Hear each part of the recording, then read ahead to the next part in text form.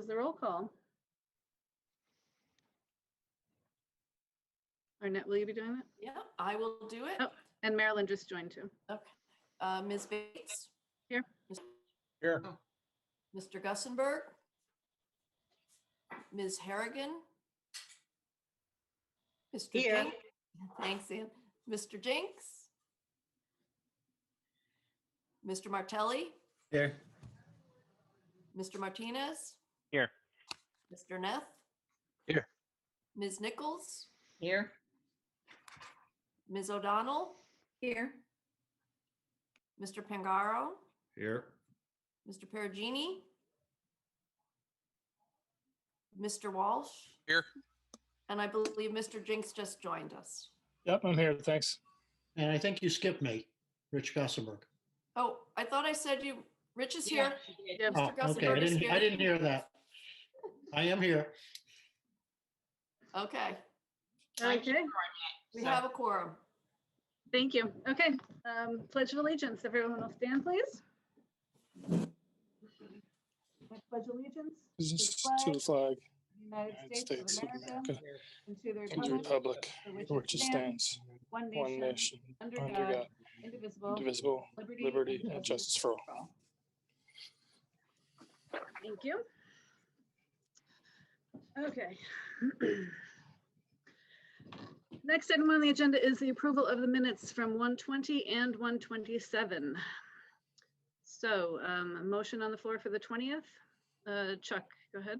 I had a comment on the minutes for the 27th. Marilyn corrected me last time, and we have to have a motion first and then discussion. Okay. Correct. Got it, So- Jen. I'm learning. Motion to approve the minutes. Thank you, Don. Second, Second, Sylvia, thank you. Okay, Chuck, your comments? The minutes on the 27th, the vote for the survey wasn't accurately reflected. It was 10-2 to 1, I believe, if I'm not mistaken, with Don Walsh also opposed. I That can is go back. correct. Yeah, there wasn't a vote listed in there, actually. It was at the very bottom. Yeah, it was there. Okay, we can change it. That's not a problem. Thank you, Chuck. Anyone else have any comments? Okay. All in favor of approving the minutes as amended? Everyone? Anyone Jan, did you- opposed? Oh. Jen, that motion was for just the 20th? or Just the 20th. Oh, Okay. Yes, so Chuck is making changes to the 27th. That Okay. motion is not on the floor right now. okay. So we'll go back to the 20th. Anyone have any comments for the 20th? Okay, all in favor of approving the minutes as they were written for the 20th? aye. Okay, thank you. All in favor, great. And then a motion for the 27th. Anyone would like to make a motion for the 27th, approving the minutes? Approve the minutes as changed, or you want to make the change now? Thank you, Don. Anyone second? Second, Thank you, Jim. And the comment here was that for the minutes of the 27th, the minutes will be agended to reflect that there was a vote of 10-2 to 1 for approving the survey. Right. Okay, anyone have any other comments for the 27th? Seeing none, we'll move on. And everyone approve? Everyone vote to approve, yes? Yep. Okay, anyone against? Okay, motion is passed. The minutes as amended have been approved. Okay, thank you, everybody. Next item is a general update for the project. The goal of this meeting, just kind of want to reset expectations again for today. The goal of this meeting is to review the 2 remaining options, the financials around them, answer questions. We can certainly discuss adjustments and make them if decided upon, and also discuss the next steps that we have to take in order to prepare for the presentation to the Town Council and the Board of Ed. So that's the goal tonight, and then we will discuss all those details as we move on. The other thing we wanted to update was I was hoping Chuck Warrington would be able to speak to our meeting that we had last week with OSCGNR and give you an update on how that went. Good evening, everybody. Hope everybody's doing all right with this lovely snow. Yeah, so last week we had our first initial, I'll say, introduction meeting with the Office of School Construction Grants Review. In that meeting was Chuck and Jen, the chairs, and I think Sylvia, I think you were listening on the meeting as a town council rep. I think, and I don't know if you made it or not. I think you were invited. I don't think you made it. But then Jeff Solon and Vin Massiano were in attendance too, as the main contacts for OSCGR, of course. So we did an introduction with their team. Casa Diamantis, who's the director of that office, was in attendance. Michelle Dixon, who is our grant specialist, was in attendance, and then Barbara Fabiani, their architect, who is assigned to the project, was also in attendance. In that meeting, we had some, I think, very good discussions and welcome. Jeff and Vin, there was some nice dialogue, I think, with that office. I think the director, Casa, showed a great deal of concern and care on your special programs and not adversely impacting space and really, and not surprisingly, just a great, they do this all the time, and they have a great understanding of needs in districts and programs and the variations, in that, and they certainly were very supportive in the meeting, to put it simply, for that.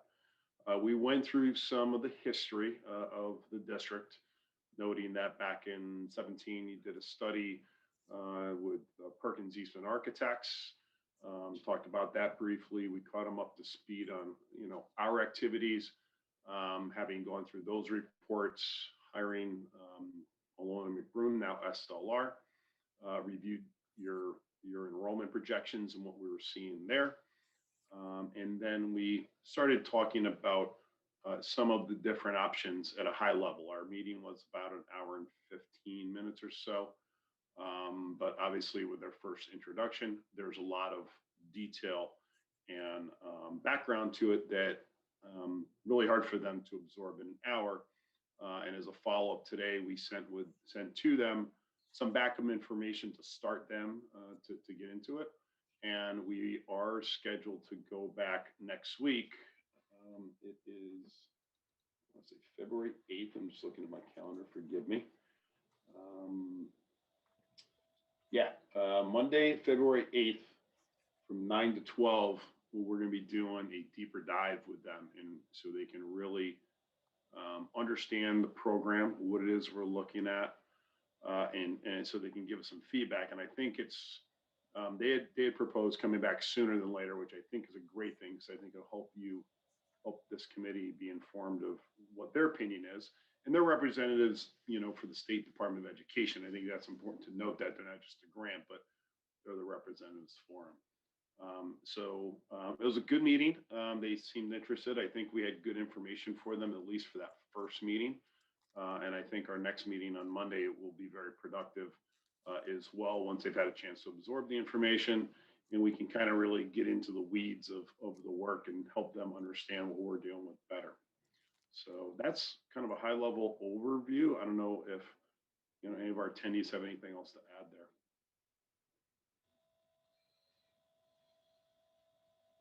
I would just reiterate what Chuck said, that it was validating to hear their leadership express that they recognize that when we don't outplace students, that oftentimes those students require greater space than a typical peer, and that would be considered in terms of how we get reimbursed. And I think that's really important.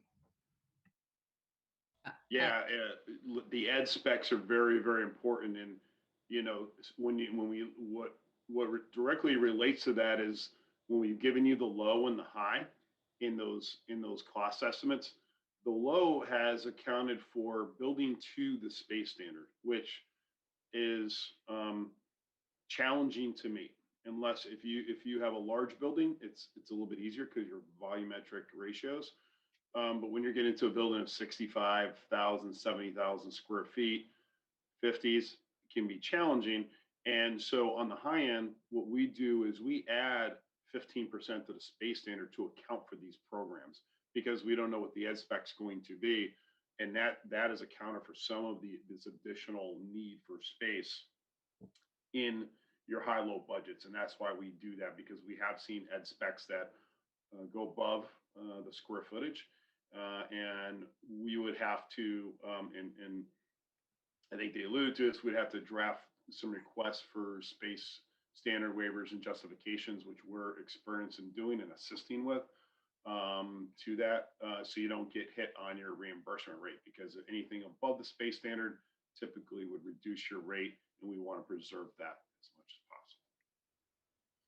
I'd just like to add that I listened and said nothing, which is unusual for me, but I was very impressed with the depth of the questions that they asked and the understanding that they were trying to achieve about our particular project and not just fit it into a cookie cutter. So I know that we had discussed and Chuck has provided some additional information, but they really honed in on a lot of details. And some of them are ones that we've already talked about. And we're working to flesh out the finances and the locations and a lot of those kinds of things. But they had excellent questions. So it gave me a little greater level of confidence in the state role of playing a better understanding role in a specific project, as opposed to just applying standard rules and regulations across the board to everyone. So that gave me a much more confident approach to the fact that they will listen to what we have to say, that we may not agree with them and they may not agree with us, but at least that they have an open mind to see why we're proposing what we're doing, and perhaps making suggestions. They made some suggestions of how we might look at something a little differently. So I was pleased to be able to listen and sit into that.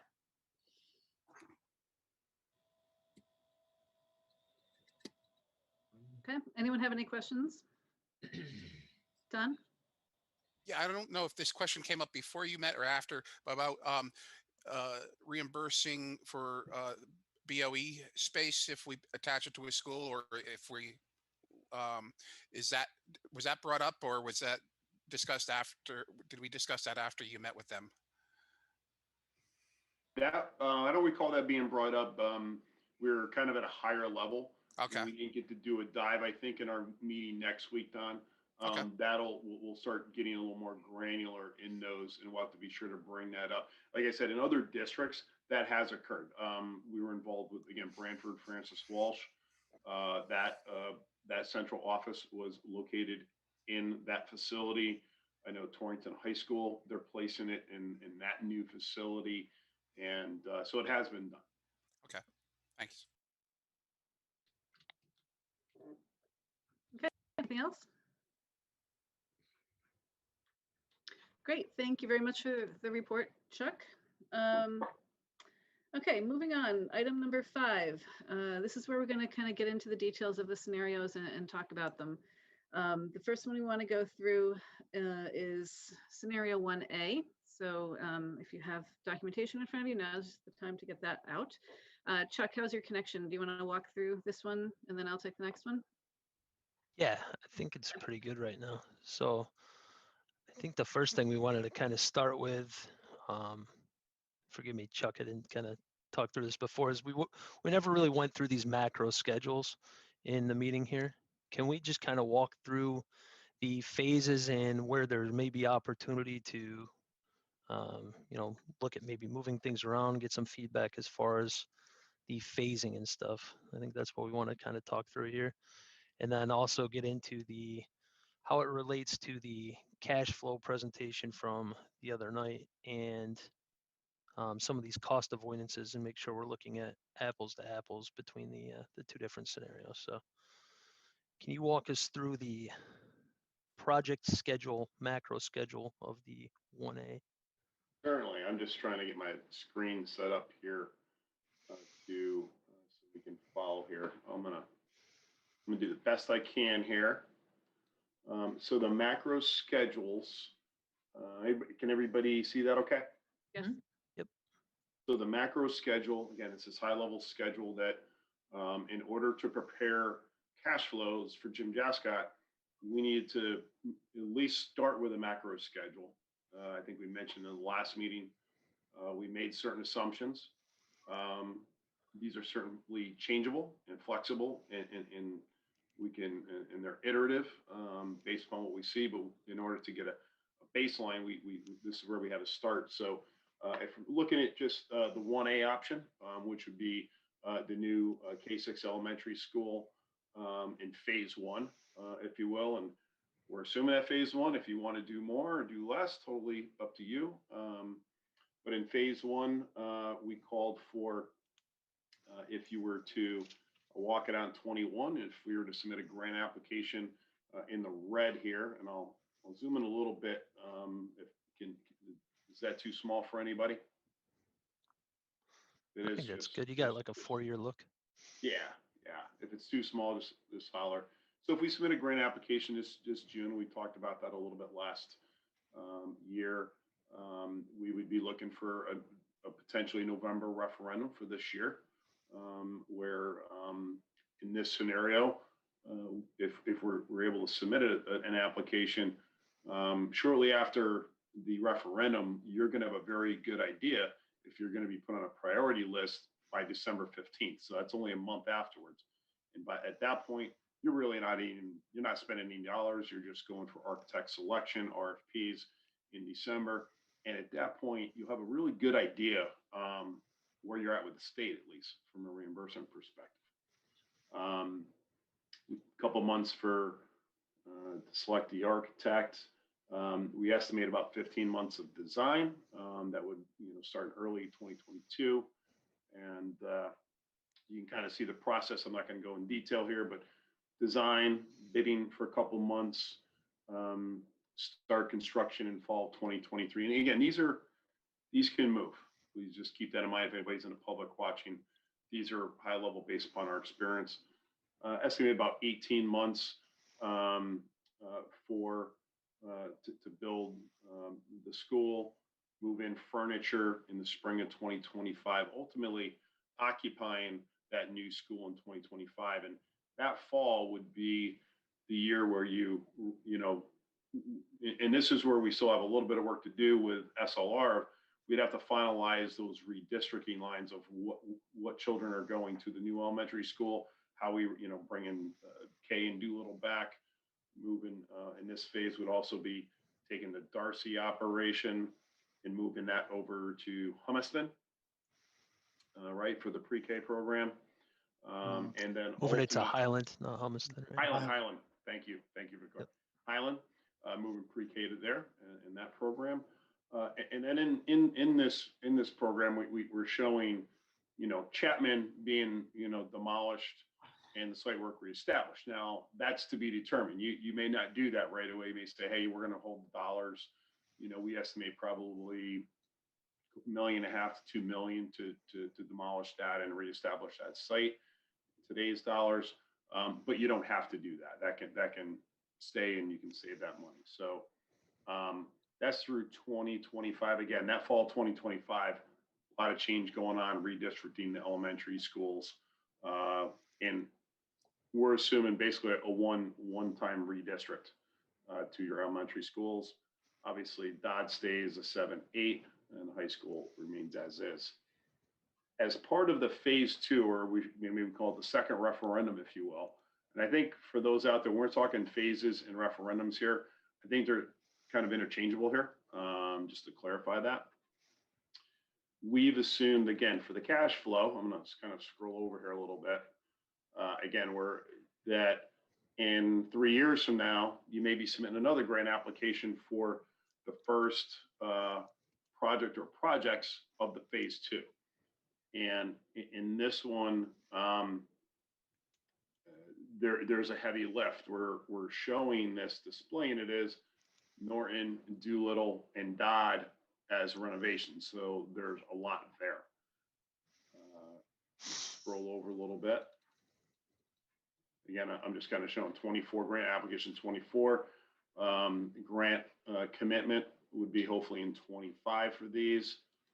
Again, all subject to discussions with the state. And for the 2 elementary schools, we'd anticipate about a 13-month redesign, a little bit shorter, and with the bidding. And we're showing a 24-month schedule for these happening concurrently, as well as the Dodd renovations design phase being a little bit longer. And that happened just about concurrently too. Again, these are all occupied construction. Again, a heavy lift, 3 projects at one time. It is a heavy lift. So I'm sure there's going to be some feedback on that. They are longer. We're showing these as 24 months and 30 months because we're going to have to kind of work this puzzle around the building and find swing space while the children are in the buildings. And also for any abatement that's required would have to occur really during the summers, at least in elementary schools. So a little bit longer construction program as well. And so we have a couple questions, we're talking here, question for the district, can we, move or relocate, mid-year in this one? We're really renovating as we go and finish in the middle of the year. So, but these are more questions if we dive into them further.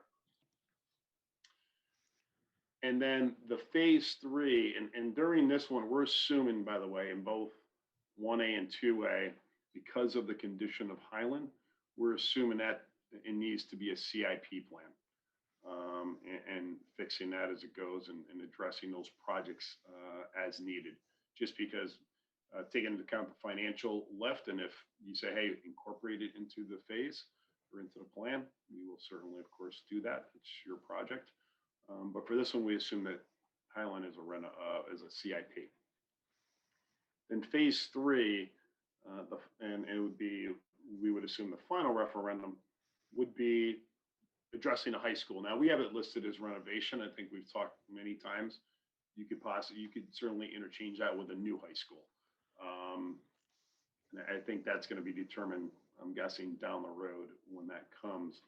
But we're looking at a referendum, and it wouldn't be till fall of 2029, just after phase 2 is complete, 16-month design phase, a couple months for bidding, estimated 30 months, and that could be a little bit more depending on the logistics for construction, and being completed in early to spring of 2034 in this situation. So overall, we're assuming about every 3 years a referendum. Is that realistic? That's to be discussed, and certainly subject to change. But in phase 1 of this addresses your space standard, your space needs at the elementary level with the redistricting, so that's what we assumed for our schedule for the 1A. Well, I'm going to pause there. Any questions on that? Concerns on that? A couple questions too, but I see Don's hand. Go ahead, Don. Yeah, thank you. I had brought this up at the last meeting about possibly putting the BOE offices in the elementary school at this level. And I think Vin said they need 7,500 square feet. Now, if you add 7,500 square feet to whatever size the school is, how much additional would that be versus if we go out and have to lease 7,500 square foot of space, how much would that be? And I think if we go with the lease route, we don't have to wait 4 years. If once it's passed referendum, we could get lease space a lot sooner, correct? I'm not sure, Chuck, if that's for us to answer. I think it probably depends on what's available and it's appropriate. Well, I think the first question is including the Board of Ed offices in the K through 6 elementary for this phase 1A or scenario 1A. Is the cost and space included in the current numbers that we have for that, or do we need to? Not right now. We haven't adjusted those at this time. It won't take much to do it. We're just adding a few line items in our budgets for that. I think that's certainly something I think We'd recommend talking about it Monday with the state, and understanding Humiston and what would occur there, giving them a little more in-depth, knowledge. We talked about it a little bit at our meeting, but not too much. Well, 'cause I know we have it in scenario 2, but putting it in the middle school. But on this one, I just was wondering if we go with the lease space, so we probably could do that a lot sooner. I would expect. Yes. Hang on a second, though. I think it's scenario 2A. We have it on the line on them, but it's not actually in the cost yet for 2A yet either. That's Is that right, correct. Chuck? That is Okay. correct. Yeah, we haven't incorporated any costs for the BOE. Okay. We know it's been brought up, and kind of way when you guys say, yeah, just go ahead and do it, we'll incorporate, but does not include the cost at this moment. All right. So- Thanks. So if we could get a comparison of those two options, because in this scenario 1A, we're already relocating Humiston to a lease space to be determined anyhow, right? So if we can get we got to figure out what the net difference is between the two. Is there Yeah, any I other mean, questions? Go ahead, Andrew. In phase 1 and scenario 1A, is there any money or where is the time carried for renovations, if any, to Highland School to move Darcy's programming in there? Is that accounted for? I mean, I'm assuming there's some work that would need to be done in order to accommodate that. Yes, Andrew. So I mentioned earlier in both these scenarios, and this, again, we can change this. We'd assume taking care of Highland under a CIP program, just because of a monetary and a fiscal basis. But it would have to be done in that time, Yeah, we would probably, if that's the way you proceeded, I think what we would recommend is over the summers leading up to that fall of 2025, looking at Highland concurrently, looking at the programming and determining what changes would be needed during that time. We've done another district where we're bringing the K program. How do we convert, those to pre-K and K, and planning those out over, a 3-year span. All right, thank you. Wasn't identified in a timeline per se, though, but that's what we. Right, I know from a planning Yes. committee or BOE, thanks. Go ahead, Matt. I think I saw your hand there. At one time, we had discussed Norton School and the land in back of Norton School. It has been brought to my attention, and I'm not completely sure because I did not look into it, but Norton School actually does have an access to the rear where construction vehicles would not have to go through and interrupt the students as if we had chosen that as a spot for a new school was to be built. Chuck Warrington, could you really look into that? I'd really like to know if there is a rear access to that property or not. Yeah, was that from town staff or just someone who thinks there is? Because we looked at the site plan and we didn't see anything that was apparent, or even when we looked at the I'll look into it more, Matt, for sure. When I was looking at the GIS map, we were looking for apparent like right of way. Usually there's a cutout and there'll be a consistent cutout to a street or an access. We didn't see anything apparent, but we'll look into it for sure. Well, it was one of the concerns that you had, Chuck. So if there actually is access to the rear of that school and there wouldn't be any type of distraction to the students while they were in the school, that might be an option as a place for a new elementary school. Yeah, I'm just going to bring up that map just to kind of show you what we were looking at. Maybe you guys, I don't know, Matt, do you have any idea where it might be? I think it's on the really? north side of that site, Chuck. It's on I remember seeing it Farmington. as well. Off of Farmington Road. I live Oh, near. great. That's excellent. There we go. I'm not sure if it's wide enough. It's like a walkway, so that would be something we'd have to look into to see if it's wide enough to bring trucks through. As it specifically relates to scenario 1A, though, I'm not sure we talked about Norton in this case because of the size it would be, because the elementary schools are still K through 6. I think that was specific to scenario 2A with a K through 5 school that might be sized for that. But Chuck, you may be able to answer that with the enrollment Okay, projection number. this is it. Is this it? Mhm. Does that look like it right there in that northeast corner, maybe? Yeah, Chuck, we had looked at that at one point, and that is a Yeah. entryway for sure. I Okay, just don't know, okay, I just don't know if there's like a road or if it's a curb there. I'm not sure what the details are of that land. But it is Yeah. not a property, an owned property. Okay, okay, yeah, now it's ringing a bell. Now it's ringing a bell. Okay. Yeah, it looks like there's Was it possibility. deeded for future use for the town or, because usually to leave a parcel like that is unusual unless it was, a lot of times they'll deed for future right of way or future road. So that is something that should be looked into. Yeah, it could be sewer right of way, drainage right of way, but yeah, we'll take a look into it, Matt. Thank you. Sure. So again, specific to this one, we need to look and see if the size of the school that you were talking about, we could have still take one offline, because I think that would be the benefit. Yeah, to it, right? that we would certainly, if we wanted to explore this further, Chuck, I'd recommend that's where we, maybe bring in like an architectural engineering team to take a closer look, really, do a feasibility study on it, a little bit tighter level, and see what we have to also work with SLR Malone on what the redistricting numbers would be, and go, how can we fit, or we can back it and go, what's the maximum size school we think we could fit to? Looking at planning, zoning, height requirements, stuff like that. Can I interject? I can't see where anybody is at the moment, but that assumes that Dodd remains a 7-8 school, this scenario, correct? I just want to be clear with everybody. Yes, This one is assuming that Dodd remains 7 and 8. yes. Correct. But, okay. Renee had a question. Okay. Oh, Go is it ahead, me? Renee. Yeah, I Oh, can't, I'm sorry. can't see people. They're too small. Can we Yeah. stop sharing the Yeah. screen? Oh, yes, absolutely. Sorry about that. Oh, no. Can you leave it there, please? Oh, sure. So it looks like for phase 2, design is the critical path.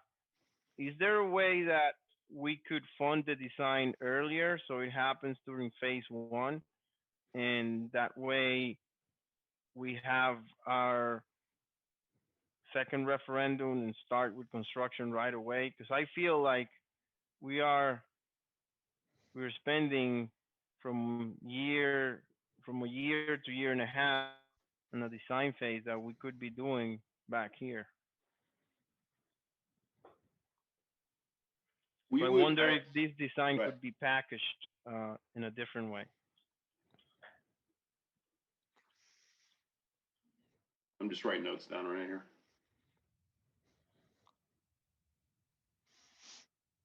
From a reimbursable expense, we definitely want to talk to the state about that. I haven't run across that, but I like the idea of it, of authorizing the funding up front, and then it gives you the option if you want. You can always, you don't have to pull the trigger. Totally up to the town, and but to keep it, I'm thinking of keeping it reimbursable, because I've never seen it split like that, but it's not to say that it can't. Right, because I feel like we're gonna have our new building here. Yeah. And I think everybody's gonna be excited about having a new building in town. But then we're gonna be, over about 18 months waiting for the design, where we could be rolling into construction right after that. And perhaps, I don't know, perhaps there's benefits of staging construction like that from a competitiveness standpoint. Could I ask Jim to respond to that? What would that do to the numbers? Would it increase the amount of money that we would have to borrow and have an impact on the mill rate?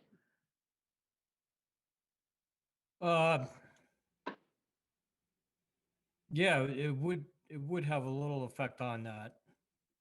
And again, I could, figure that out for the next meeting.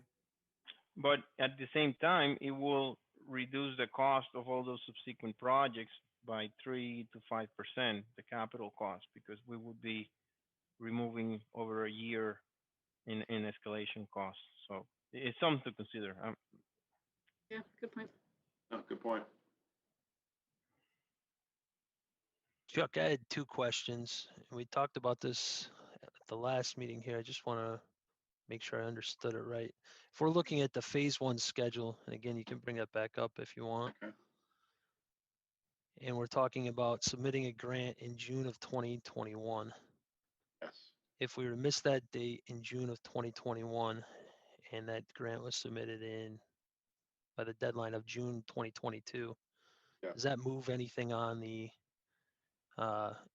schedule besides the grant commitment and submit grant application date?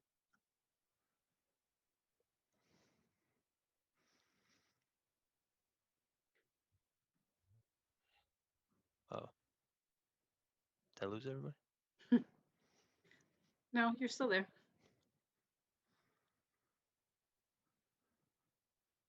Is Chuck still there? Maybe not. It's like he Maybe- might be frozen, Chuck. This is John from Colliers. You're essentially moving everything out 1 year as far as the grant. No, only the grant. Yeah, and I had asked this last time, and I just want to make sure I'm clear on it.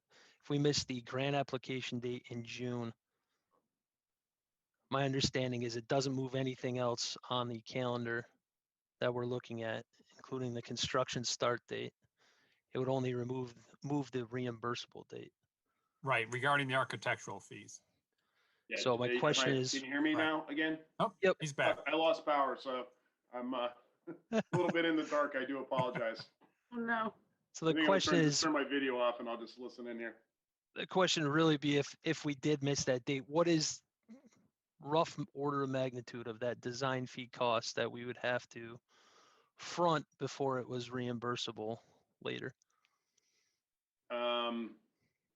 I know, Johnny, can you bring up the budget for the one I had it up. I just kind of For 1A? yeah, for the 1A. I think I'm getting power back, I hope.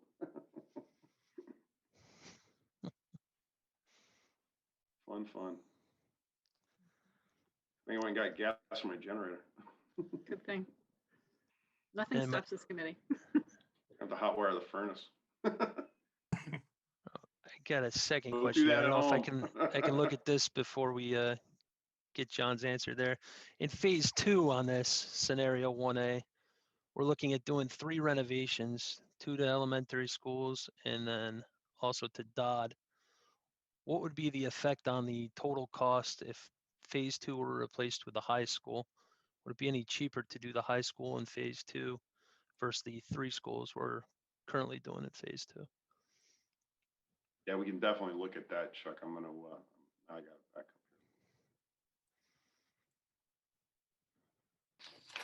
up here. But My thoughts on your question number 1, Chuck Ness.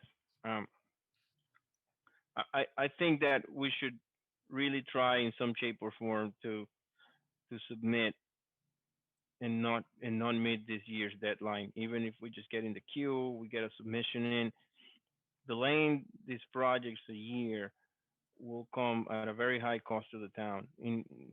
Escalation is real. It's going to be 3 to 5%. If we delay all of this work a year, you can do the math on how much that's going to cost the town if we delay any further. And that is just escalation, not the cost that we already incurring by other reasons. I would agree if it delayed the project a year, but it's not delaying anything a year is what I'm getting at. yeah, so if it's not going to delay the project you don't have to wait to start till after the grant application. So the only thing that pushing back that grant application does is it pushes back when you get reimbursed. When you pass funding, the referendum, that's when the project starts. So you're not losing that escalation factor. You just have to wait another year till you can, submit to the state to get reimbursed. Now, I was looking at, I'm a little bit in the dark here, so I apologize. Looking at the budget for the new elementary school, that schedule would get through a lot of the design. And so our budgets, and I'm just doing estimate here. So our budget, we have roughly 3.7 million. design would be around 80% of that. So you're talking like probably looking at 3 spending million. close to $3 million in just the architect's fees, plus other soft costs. So you're probably looking at 3.3, 3.5 maybe. Yeah, John, you got the cash flow right up there. Looks like. Yep. My cheaters. Sorry. Architects 3.7. 3.7 million for the architectural fees. Well, that's the budget. There's going to be a percentage of that that's associated with. Yeah, again, with I was just the- looking for a rough number. Oh. And the Yeah, number would be I'll- 3 actually, million I'll- roughly that we'd have to front, but it would be reimbursable. It just wouldn't be reimbursable right away. Yeah. All right. Yeah, I'm showing just in the fees, John, 3.4 million plus about another 51. So about, close to 3.4 to 3.5. And that's based upon our cash flow. That's an estimate, might be a little bit less than that.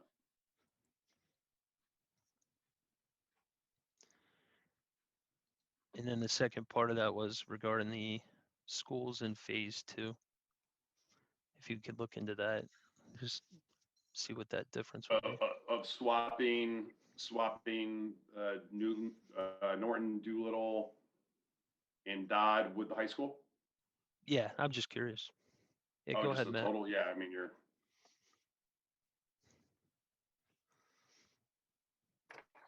Let's see. Can't hear you, Matt. There you go. Question that I have,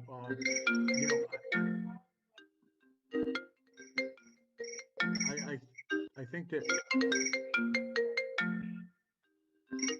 Annette, could you mute Sylvia?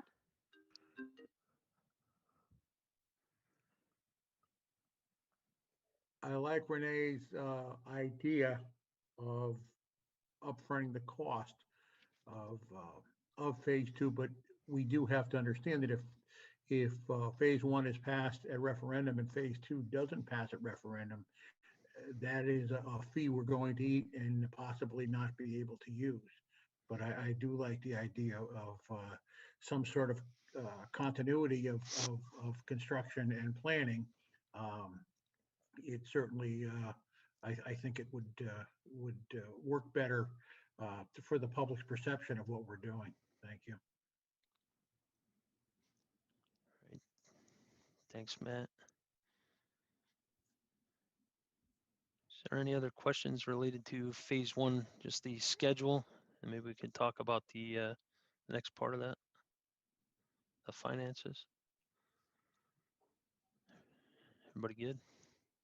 What about the content of phase 1? Are we all comfortable with just the new elementary school, or would anyone like to see more in that or change anything in there? Does anyone have any thoughts on that?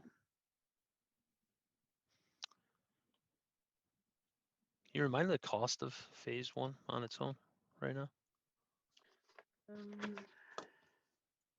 John or Chuck, do you have that off the top of your head? Thoughts that just for the new elementary school? Just phase 1, just- the total cost for scenario 1A. You're looking at this right now. We looked at the probable, and I want to stress this that this isn't final number, but you're looking at 62.6 million right now for the new elementary school. That's just for the new elementary school. It's subject to, if you demolish Chapman or not, that's approximately 2 million roughly. So whether you do that or not, it's really up to you. But you're in the mid 60s to 70 million probably for phase 1, and then whatever CIP and Highland, we'd have to put that in there in those years. But if we look just through, I'm going to look at the total through fall of 2025, Chuck, on that one for all the projects. And the number you're giving us, is that total, or is that the district share cost? No, this is total. This would be total Yeah. project cost. Okay. And I may have to jump off here just to get a generator going. So I do apologize if that comes about. It's gonna get cold quick. No No worries. We can, I'm sure you'll survive. Jonathan. Yeah, we're Don't carry us roughly along, Chuck. 65 to, yeah, John can take it, 65 through fall of 25. You're looking close to $70 million. Plus or minus. How much of that is moving Humiston and the alternate into leased space? Is that necessary out of the gate? The Humiston one, Jeff, Jeff Stolen, you asked that one, right? Yes. Yeah. Yeah, I think, we'd have to look. It's kind of hard to Yeah. tag a number on Highland. We do have some CIP costs in there for Highland. Questions are that would those be adequate to transition those? I think we'd have to take a closer look with then. Well, I was just thinking, it says moving Humiston and alternative high school central office. Is it necessary to do that right out of the gate in phase 1A? Totally up to you guys collectively. I think the obviously. reason we put Humiston in phase 1A is because of the fact that if phase 1 goes through a referendum and gets approved, there's never a guarantee that we'll have phase 2. So we would like to get that done in phase 1, just in case that's as much as we can get approved. Okay. we are modifying scenario 1A though to include the Board of Ed into this K through 6, right? Do we all agree on that? Is there anybody against that? Jeff, how do you feel about that? I think that's fine. Moving the alternative high school there, again, any place it goes, it's really just going to have to be well segregated. And I think, it's going to, from an emotional perspective, I think it's hard to convince a high schooler that it's not a step back to go back to middle school. Well, hang on. We're talking about just moving the Board of Ed offices into the new K through 6 in the Humiston High School. The alt high school would have its own lease space. Yeah. Is that what we're saying here, right? Yes. I just wasn't clear on that. No, I thought you were talking about adding the construction of the Board of Ed office to the elementary school. This is really getting confusing right now. Yeah. Well, hang on. Scenario 1A. We're building a new K through 6 elementary school in this scenario in phase 1. That K through 6 elementary school would include the Board of Ed offices. The alternate high school would be its own lease space. That's how this reads right now. That's what we can change or do differently. That's what we're talking about. So that's what you're proposing right now then. I'm just reading what's on the phase 1 right now for scenario 1A. That's how it's been. That's what we're talking through. But I thought Chuck Warrington said that wasn't in the budget, that he was going to put that in the budget. That's what I'm saying. That's what we've agreed to earlier. I thought, I didn't hear anybody against it, is that we were going to revise scenario 1A, phase 1, K through 6 elementary school to include the Board of Ed offices. Am I mistaken in that? Anybody? Go ahead, Ann. I don't think you're mistaken in that. I'm wondering, do we need to add that level of detail at this point? Well, I think it's going to matter for the size and the cost of the school that we're proposing. So I would say Right. yes. 7,500 square feet. That's not a small office. I mean, that's so we have to make sure that it's included. I had a question. Is there any room at the current high school for the alternate school, or is there any room at any of the other schools? Or I just don't know how many students and everything is. If I could just finish, I'm not actually for putting the Board of Ed spaces in and building that into the cost of a new elementary school. But it's just me. And this isn't something we're voting on, correct?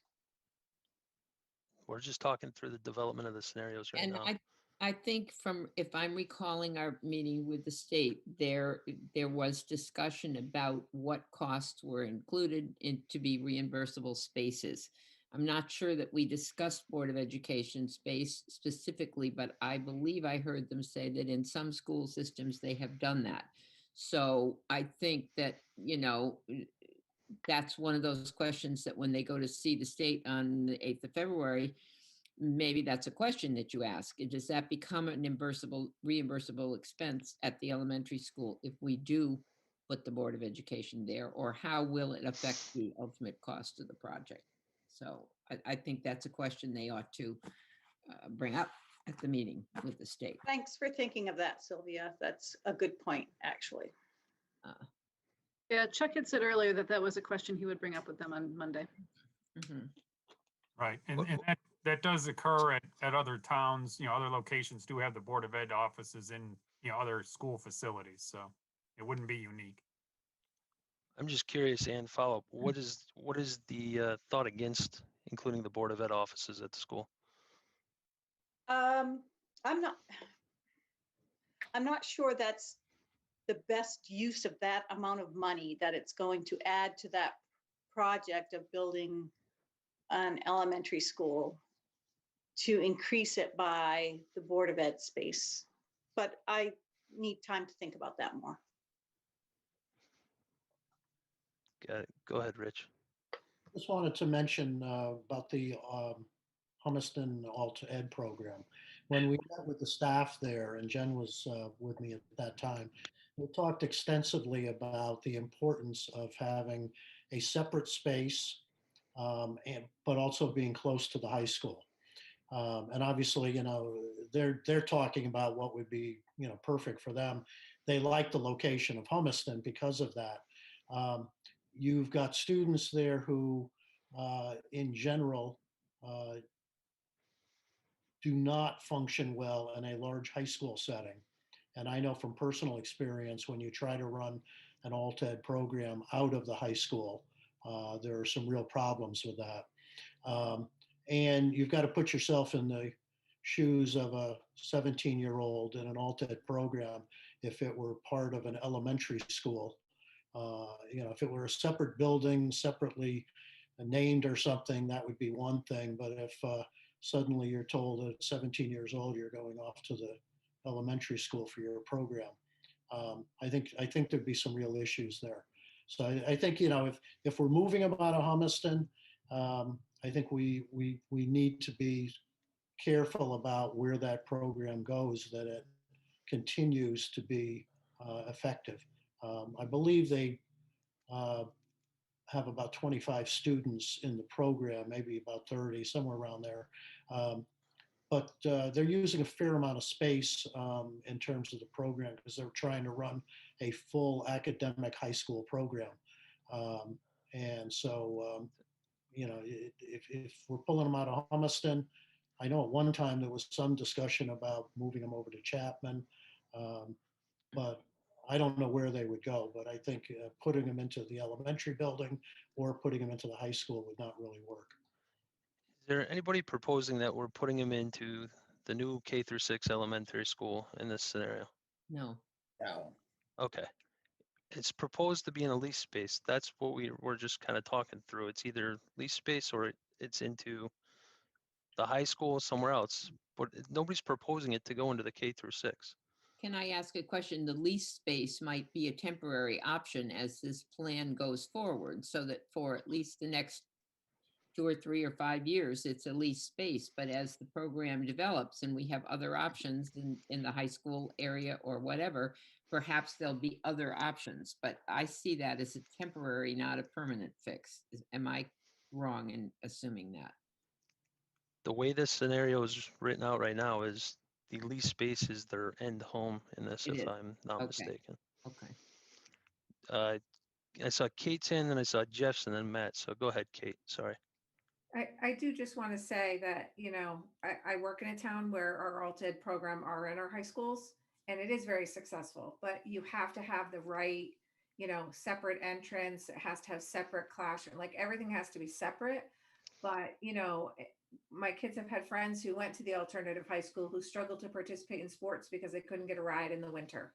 And, there are challenges, you have to be close to the high school. I think we really need to think about where lease space might even be available for a program like that.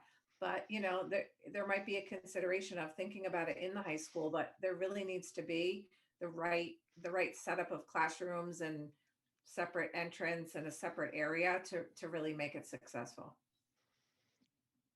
Thank you, Kate. Agree. Go Agree. ahead, Jeff Pangiro. I saw your Yeah, I'll hand be before. very brief. Just to, I think the scenarios kind of lay out what we kind of should be discussing as a group. We kind of get, off of what those points are to echo, but I do want to go on the record, echo Richard's point. The staff at Humiston, when I was there, was very, very clear. What makes the program successful is that it's in its own space. But again, that's not listed in the scenarios, and we could stay on those. We'd be more efficient. Thank you. Go ahead, Matt.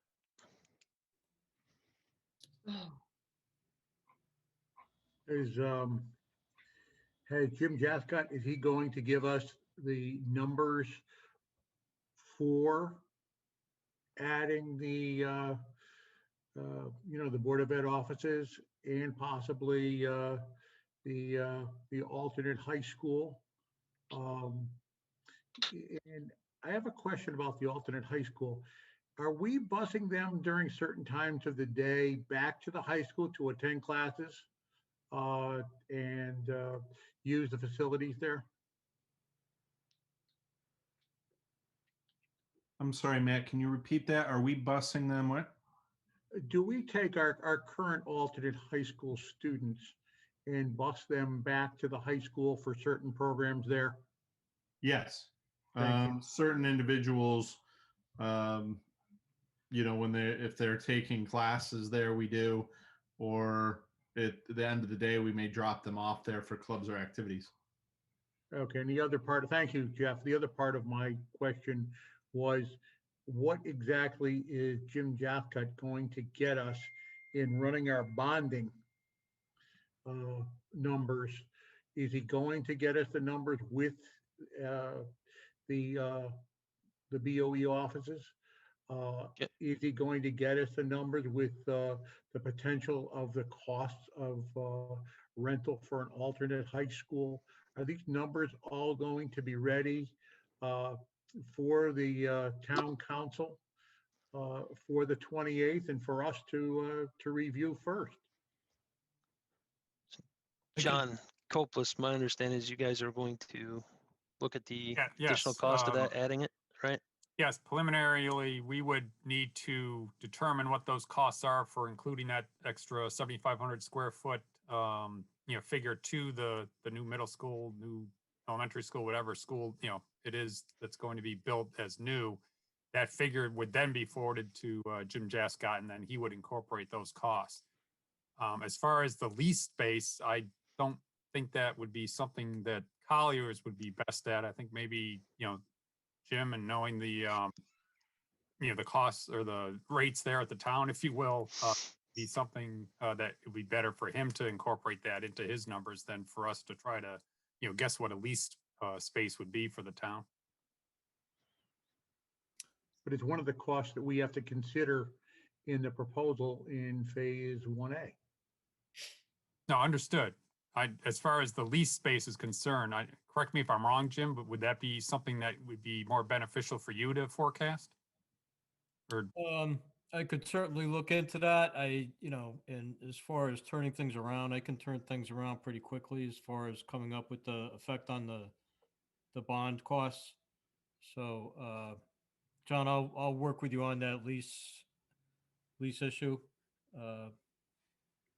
I don't see that being a problem. Okay. Right. Thank you. Jeff Solon, how many square feet do you think we would need for an alternate high school?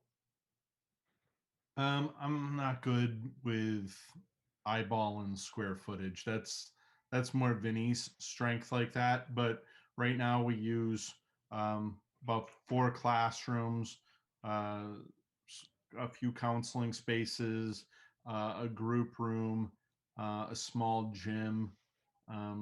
So I mean, again, I would hate to say I'm not great at saying X number of square feet. I would defer to Vinny on that. Unfortunately, he's dealing with a operations issue and had to step off the call. He just Looks like he's there. Yeah. He's back. coming back. Does he come back? I'm back. I got to figure it out, Jeff. It's about the same as the central office space. I mean, just round number, somewhere around 7,500 square feet all in, without looking at the details but roughly 7,500 square feet is a good working number for the alternative program. Thank you. That's just something we need to budget for, so thank you. Yeah. All right, and just back to Jeff Pangaro's comment there. I mean, do we not find value in going through the scenarios like this? Do we want to jump ahead to the financial stuff? Is everybody good here? My opinion is that it is beneficial to answer people's questions and think through different options to make sure that we are landing on the right option. I think it's good to think of all these different things. So I appreciate everyone's comments. All right, I think the second is Chuck back, or John, do you want to step through we went through the financial presentation the other day and kind of how this ties into that? If there's no more questions on the schedule, is everybody else schedule items good? All right. Did anybody have any specific questions on the financial analysis just for, let's focus on scenario 1A for now, or assumptions made in there that we can kind of talk through?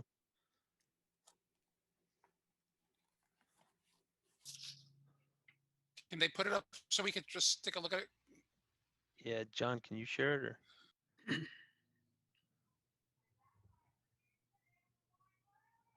Am I wrong, or is this going to change now with the additions? You're looking for the 1A cost flow that was sent out to the committee, correct? I want to make sure I grab the right. Yeah, the 1A cost flow and I think like the cost avoidance stuff. Yes. Okay. And then Matt, yeah, it All that will up. change, but the assumptions, like the baseline assumptions would still be there, right?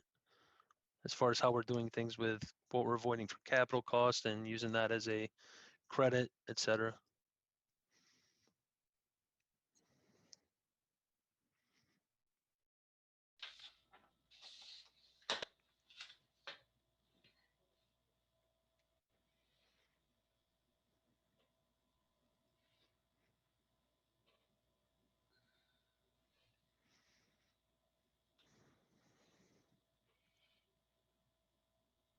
Did anybody have any high-level comments, questions on the assumptions or presentation last week?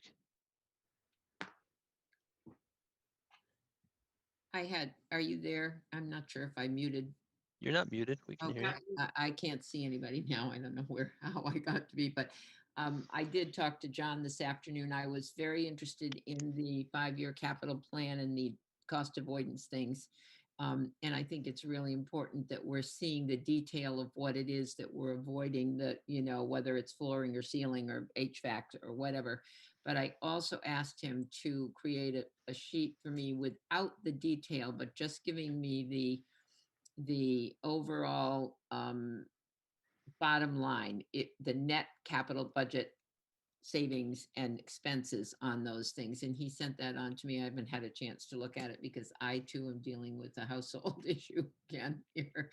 So I think I was pleased with all of that information, and it was good to think. It's a lot to think about, and I'm not sure I've gotten all the detail that I need to out of that.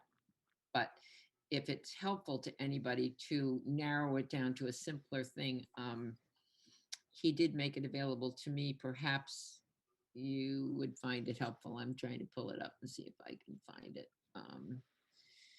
It just took out a lot of the detail, and it's a simpler line summary of everything in that very detailed 5-year capital plan. It was just easier for me to compare one school to the other or one plan to the other without all that other detail. I mean, essentially what it does is, excuse me, Sylvia, but it takes out, these rows here for each of the schools. So it just compresses the document a little bit tighter. And I mean, I can call that up if that's going to be easier for people to look at, or this is the one that was sent out originally to everybody? I'd stay with the one that was sent out because that's where everybody is. But then when you get Okay. through all that detail, then you can summarize it to this sheet. I haven't had a chance to really look through it, but it looks like what I was looking for. So. Okay.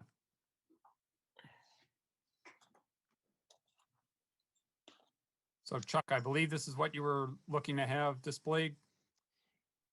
Yeah, so just in general, what you've done is, come up with the projects that are in the capital improvement plan currently, kind of Correct. take it off the books if the school is going to be renovated within that time frame. So in this one, we're avoiding all those items. You got your cursor on there now. This is 2A. Can we switch to the 1A tab? 1A, sure. I'm sorry, yeah. I thought we had moved on to the 2A. No, Thanks. we're still on 1A there. Okay, sorry. Yeah, Alright. just I guess the general the formula here that you used to come Sure, up with so the I cost. can go through this again. So what this shows, again, the blue indicates where the referendum would occur. The green is the construction time frame. And then anything that is red either shows something that's being demolished or closed. So in this scenario here, or in this case, I should say, for Dodd, because the construction is occurring in 2026, we back up 2 years and assume that anything that's shown as a CIP cost here from Vin's original numbers is no longer required. So those costs get deducted.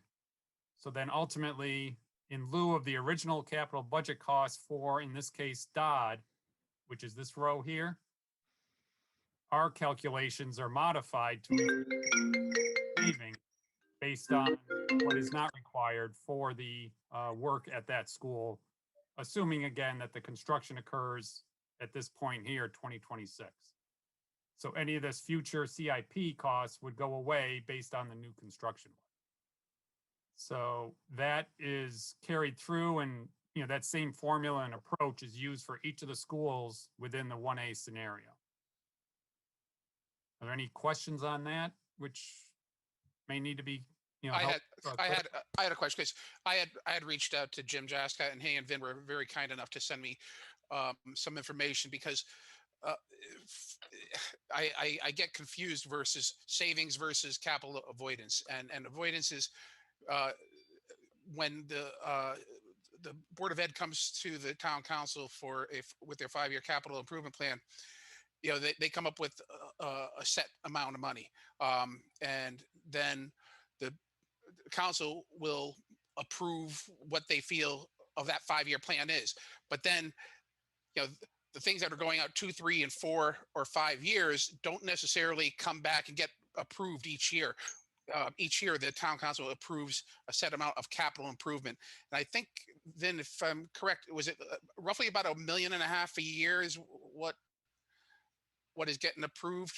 I know the last year we kind of went low because we knew this was coming, but it's Yeah, it's about $1.9 million on average has been approved per year over the last 10 years. yeah. So that's what the numbers that you're looking at is basically almost $2 million a year is what we would avoid having to pay by going with with this scenario, I assume. But it was a good explanation for me because I was kind of having trouble understanding all the numbers. But then I appreciate that you taking the time to send that to me. It helped me understand it a little better. Yeah, I guess that, I'll add a little bit to that, Don, for everybody. So the assumption that we use that just at a very high level, what we said in this 15-year plan is we would be investing about, if we kept all the buildings as is, we would need to put capital of about $4.5 million per year on average into the buildings just to keep them running. Now that is higher than the $2 million a year that we've been approving, but based on what I know about the buildings and based on the fact that over the last several years we have been working on modernization plans, or before that on a master plan, the $2 million I think is artificially low, and it's not going to keep the buildings where they need to be, assuming we kept them over 15 years. So when we say capital avoidance, it's $71 million overall. and you reduce that by any modernization money you're spending under this plan. So that's why it's not really savings, because it's not money that's been appropriated, but it is cost that you're not going to put into buildings if you're taking them offline or modernize them through a renovation within this plan. So hopefully that helps put a little more context It around. helped me, and I appreciate that. Thank you.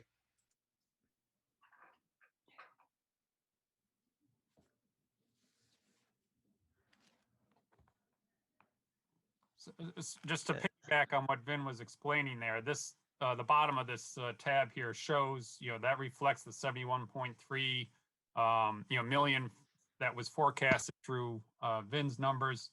This is what we are forecasting as the potential costs due to the savings, if you will, of various capital projects that would not be required.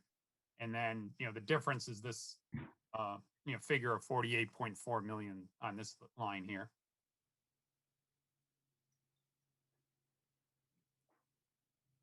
Got it. Can I ask a question? Yeah, go ahead, Jim. Thanks, Chuck. So Vin, getting back to what you just said about the 4.5 million, at what point would we be looking at having to spend $4.5 million if we're not going through with any kind of renovations or modernization? Yeah, so if you look at the screen that John has up there, just the purple numbers, going across, that's how you would be spending it. The first 5 years, you could see they're broken down by each of the projects: window replacements, paving, roofing, sidewalk. And then what we use then as an assumption in years 27, 28 through 2034, 35 is, I took half the run rate of the previous 5 years and just forecasted that out as what your expenditure would be. So it would be across various buildings, Jim. I mean, obviously I can't identify specifically, as I get past year 5, what it would be, but the point is that the buildings are aging. We are going to need to continue to work on roofs and, paving and HVAC improvements, which, frankly, the numbers that we have in here over 15 years are probably conservative. There would be a lot more that we would have to do if we went in and identified everything over 15 years. So really the $71.3 million, in my view, it's a comparison point of what you would spend if you didn't do a modernization plan. And, whether or not it's, 71.3 million is too low is, right at this point, I guess, is a little bit of a matter of my opinion. And the only way we would to get a precise number is we need to get somebody to come in and study all the buildings. But we know that we've committed $2 million per year the last 10 years. So it's not unreasonable to say you'll be spending more than that as the buildings continue to age. Okay, thanks. Okay.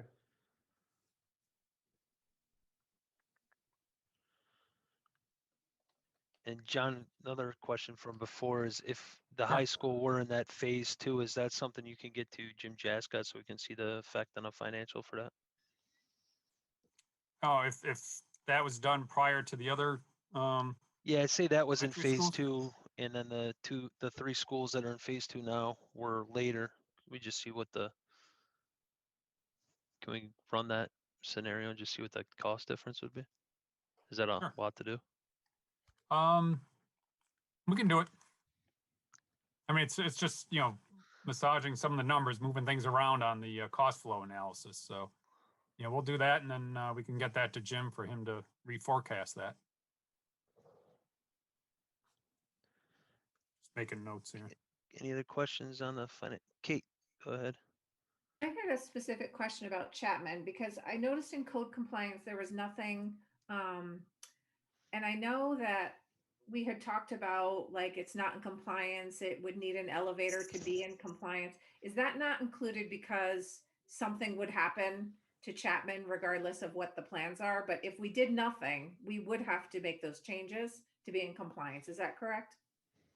Yeah, I'll answer that, Kate. You're right. And, in the 5-year capital plan that we have right now, honestly, because we are working on these modernization improvements, we haven't included those types of ADA compliance improvements at not only Chapman, but, most of the schools, we haven't, added that in. And that would increase the total number.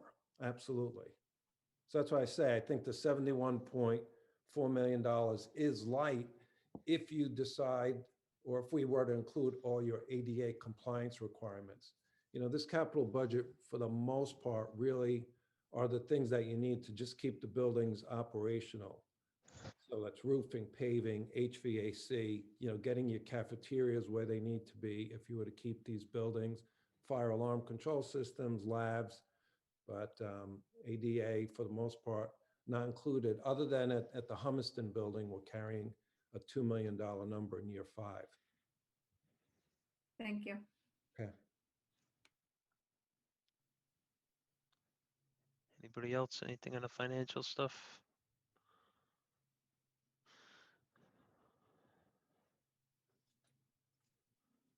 Very good. Is there anything else to talk through on scenario 1A? Jen, anything else we wanted to touch on here? You're muted. Okay, yep. There you go. So I would like to just kind of summarize a little bit to make sure we're all on the same page. The timeline, the phasing, the things that we're going to discuss and look at are adding the cost of moving the Board of Ed offices into the new K through 6 school. We're going to talk to the state about that, as well as get the numbers for it. We also need to address the CIP at Highland to be done in the summers prior to when Darcy would have to move into it.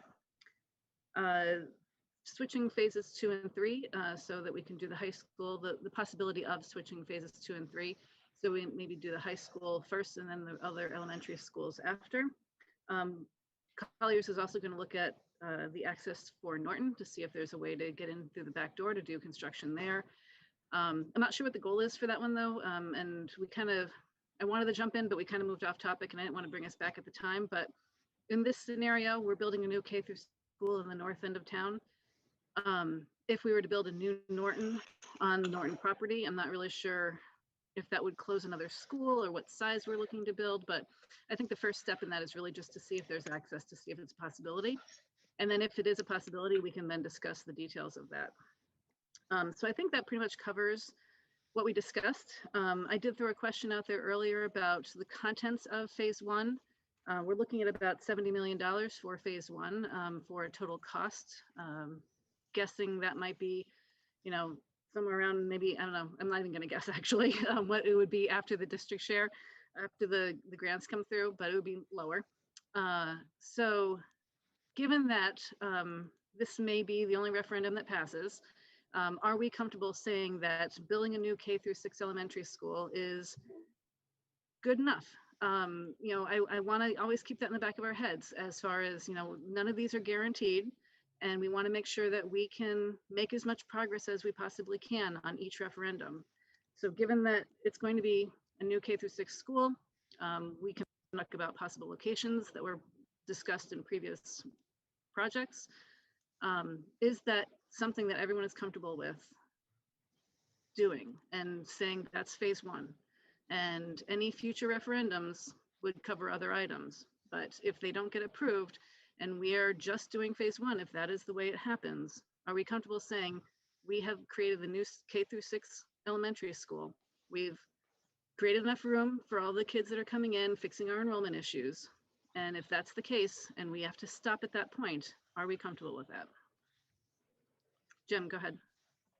Yeah, I was actually going to bring this up just before you started talking. So I guess I'm wondering, I've always kind of been curious about this particular option. I was surprised to see that that it ended up ranked as high as it was with our scoring because of the population issue or because of the student trend of the increase in population. And I know we're gaining about, what are we gaining, about 300 seats with this larger elementary school.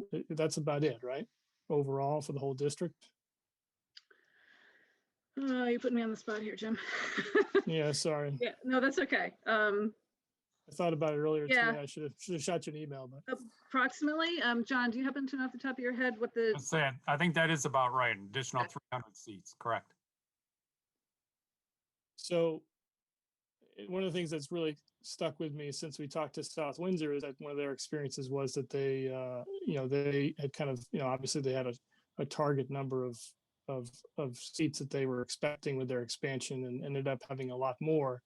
I just don't know if this scenario, first of all, I don't know if this is enough for our first scenario, just in general, but I also don't know if this scenario allows us to really grow enough into the future if all we're gaining is 300 seats.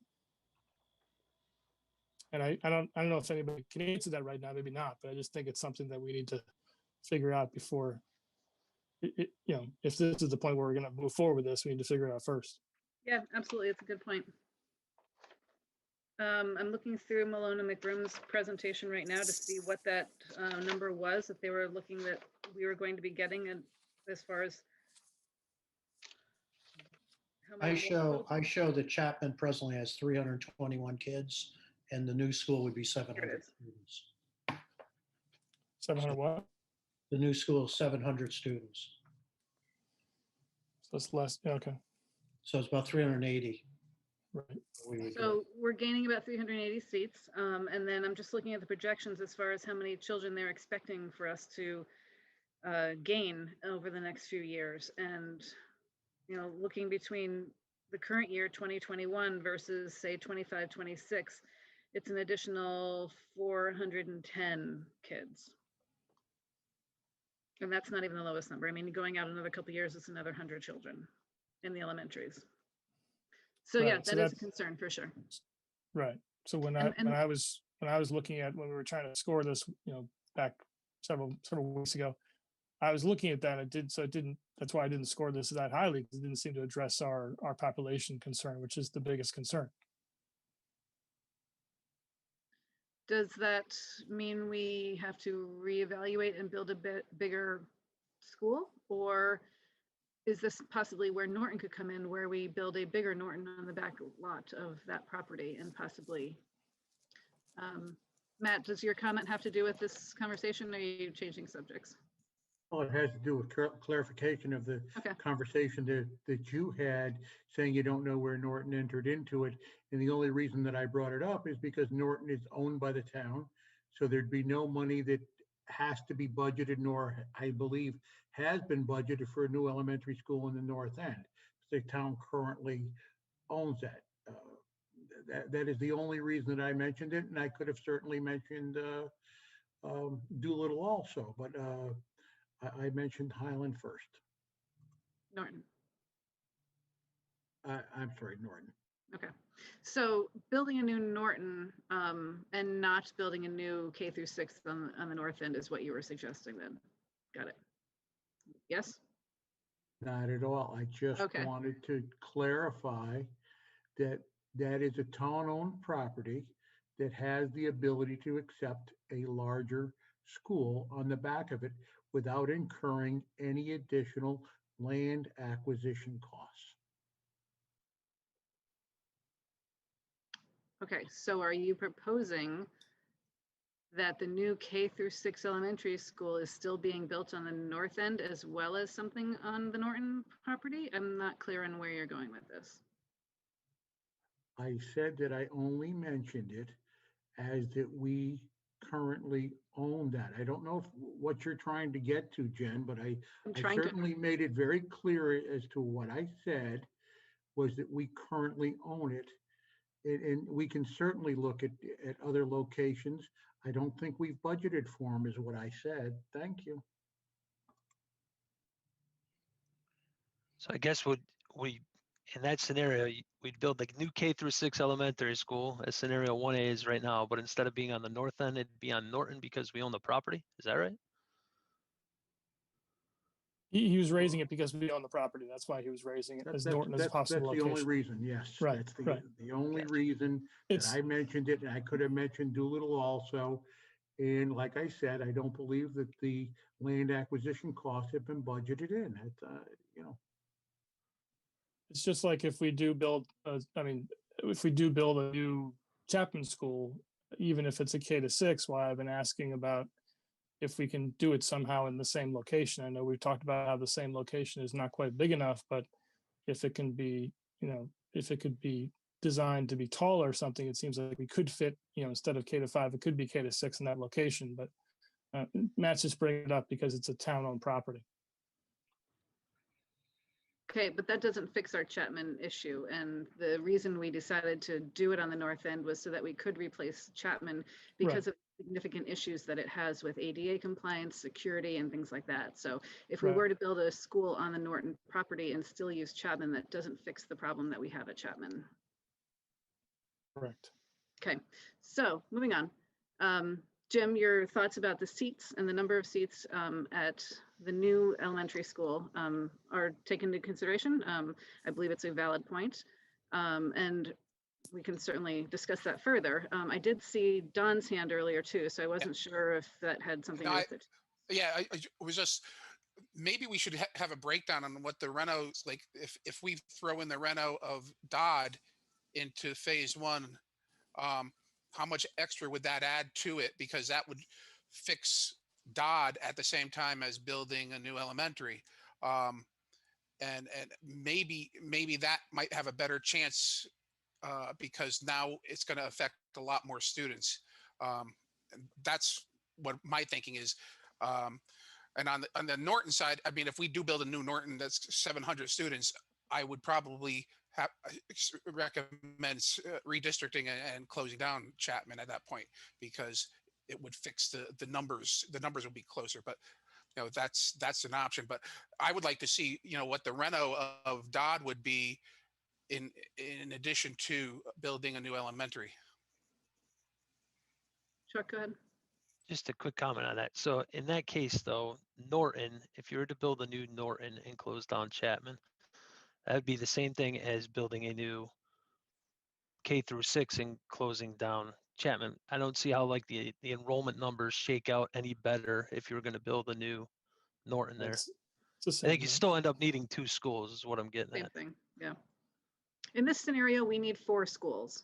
We have actually run the numbers quite a few times trying to close down a school.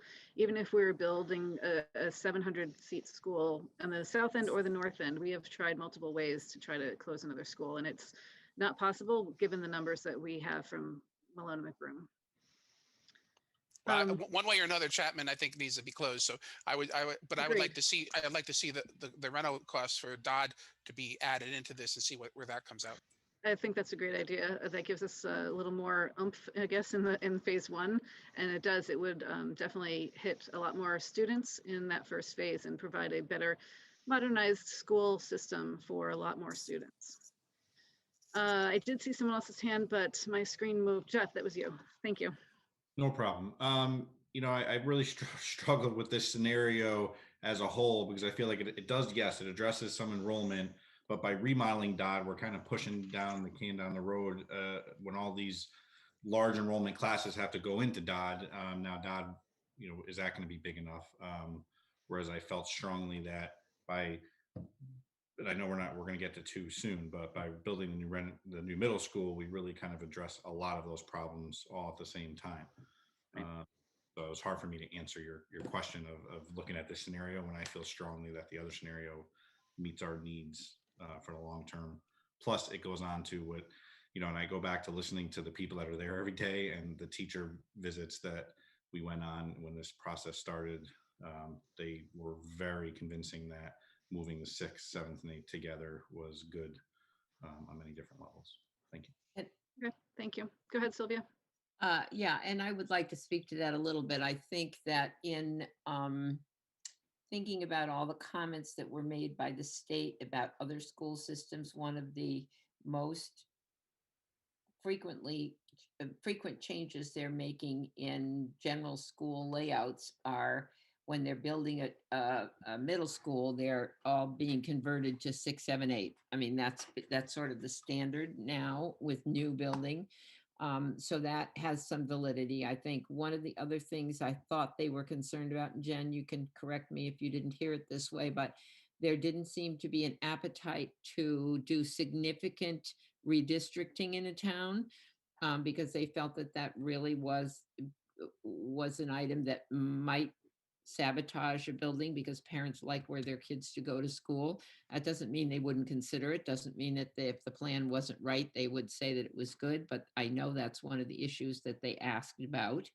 I have changed my mind many times. I mean, I haven't made up my mind specifically about any issue, but I think I agree with Jeff in the sense that by dealing with the Dodd situation, we are increasing the Dodd population a little bit and reducing the entire population of the elementary schools across the board, no matter what. And those are the places that we can then add smaller additions onto a school in order to accommodate the expected growth. Or if we decide to build a new Chapman school, similar size, maybe a little larger, but not a 700 student school on the same property, it would accommodate that.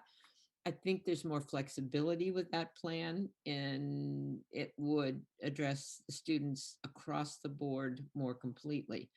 Now, I heard tonight that the suggestion about switching the high school into the second phase, and that's something I hadn't thought about. So again, there's so many thoughts about it, but at the moment, I think the most efficient use and the least disruptive use is to start with the junior high and move out from there. I could be convinced otherwise, but right, that's kind of where I see it at the moment. And when we talk through that scenario, I'm sure there'll be other options. Yeah, let's hold that off until we get to the next scenario. Is there anyone else who has any comments? Anne? Yeah, so I initially raised my hand in answer to your question, which was,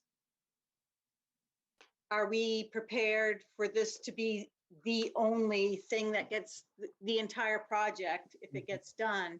And I guess that one of the problems I have with putting the Board of Ed offices and adding them to the cost of an elementary school is, so then we need to also put into our cost analysis what renting the space for the Humiston students would be, because otherwise we're taking the Board of Ed out and we're leaving the Humiston students in this old building.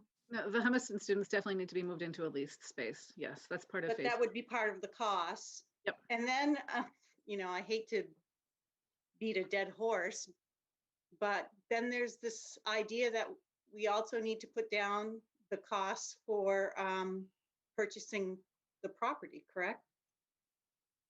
Purchasing what property? That the new elementary school is going to go on. Possibly.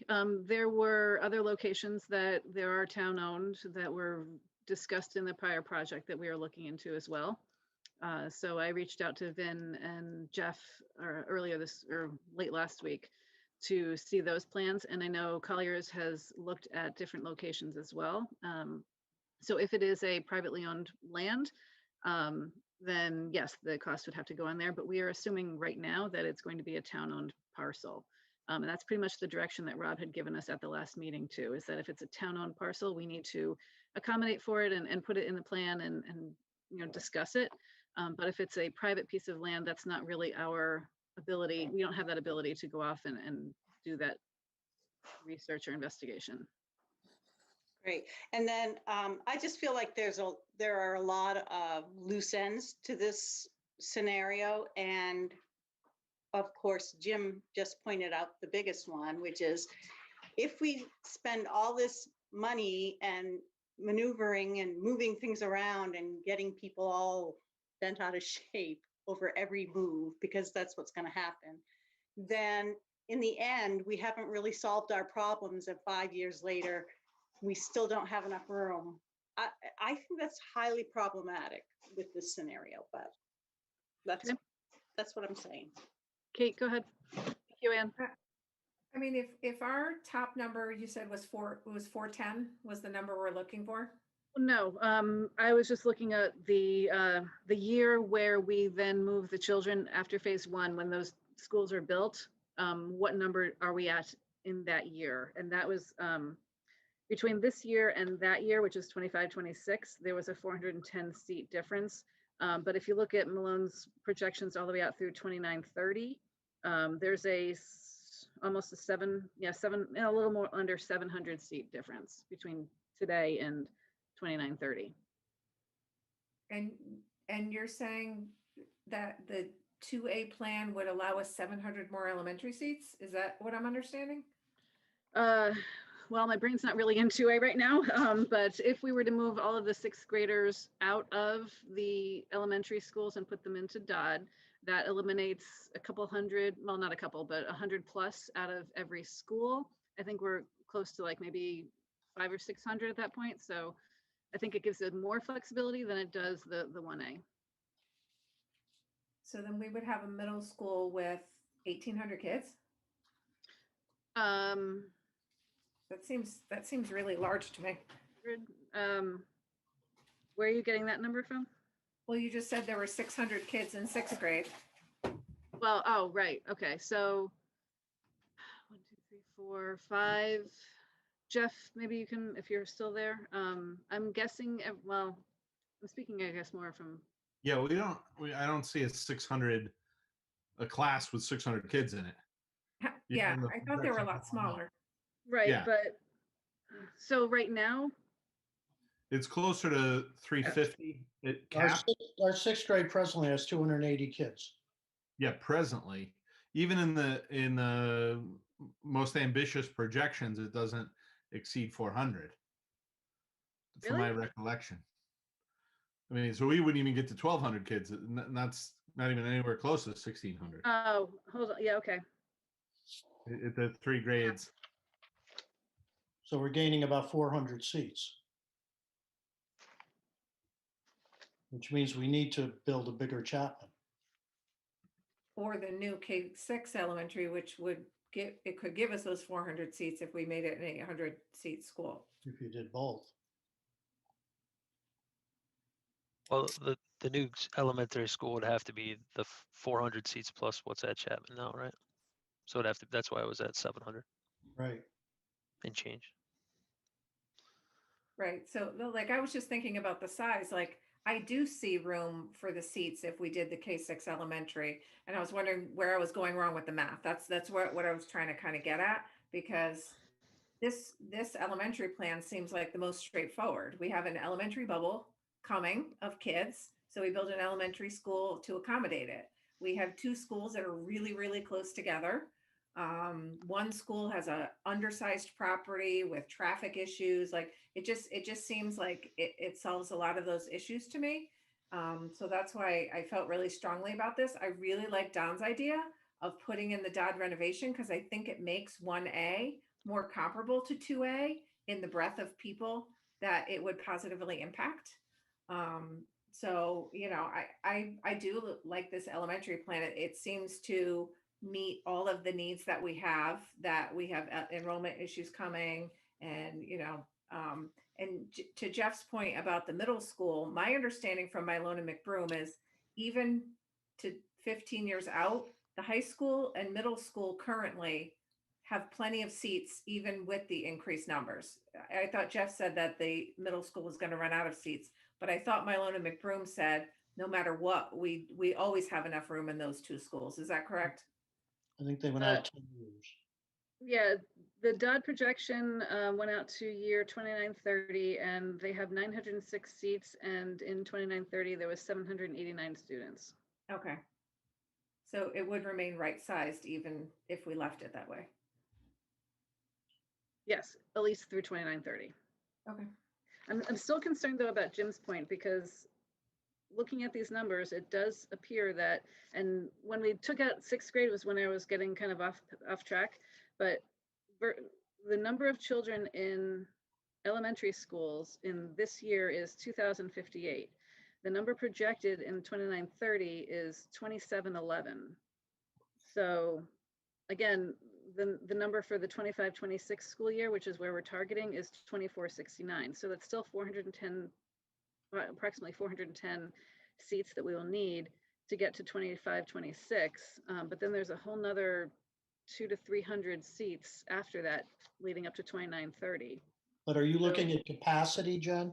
Or are you just looking at number of students? I'm looking You at, have to- sorry, this chart that they'd given us. It's the projection of elementary students. So I think we have to look at what the capacity of our schools are versus what the enrollment's going to be. Because presently we have a little bit of capacity. So we might not need 700 seats. True. Just seems like a very John large number. Copeless, can you bring up the charts from Mylona McBroom so we can see them that have like that line on Looking them? We for looked at them them right the now, other day. Chuck, actually. Give me a second, I'll dig that up. You're a good man. I'm concerned if we're having this kind of conversation when we're going to the town council in a month and we don't know if the projects in front of us are meeting the size requirements that we have. And that's why we're discussing it, absolutely. Yeah.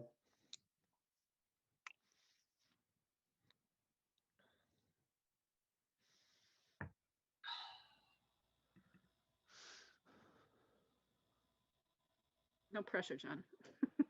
Well, he's looking for those. I would say I agree with Kate. I like the I think it kind of directly confronts the problem by starting at the elementary school and then also Don's idea of squeezing in the Dodd renovation there. If we're just looking at this scenario kind of on its own, I think that makes a lot of sense that way. Can As people long see as the my numbers screen? work. Yeah. Right. Yeah, I agree. Whoa. I think I agree too. Shrunk down There to you nothing. go, after all that. Can people see my screen there? Yes. Yep. I don't, this is what we're talking about. Yep. Yeah, go to the graphs that have the dashed lines across them and Yeah, stuff. which one? You want to go to Yeah, the those are near building? the end of the report. Yeah, this Yeah. is this is not There we go. something There. this wasn't reviewed. This particular slide deck wasn't reviewed in a meeting. It was only sent out via email. But if you're looking for, you know, rolling out the 2930 enrollment is 789 at Dodd with a With a 906. capacity of 906. You're right. See if Yep. Go back to the elementary. Can you go back one more? Does it show capacity for the elementary? The This total. one does.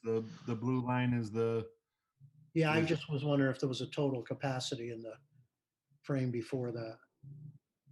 Yes. No. There it is. Yep. You just had it, Jeff. The graph you're just looking at. That's total elementary. pre-K, you know. So 2,500 is capacity. Correct. Okay, so I get your point. The 2518, oh, that's much better. Thank you. The 2518 is our capacity that we currently have. If we add 400 seats to that with this scenario, that brings us about 2,900 approximately, which then allows us to fit all the students with an extra 200 seats going through 2930. So yeah, because that they does look help. at Thank that you. Targeted capacity, which means, you know, you True. can't fill every single room to a total amount. So you Right. got to have a little bit of flex in there. So that's how they came up with the number. Okay.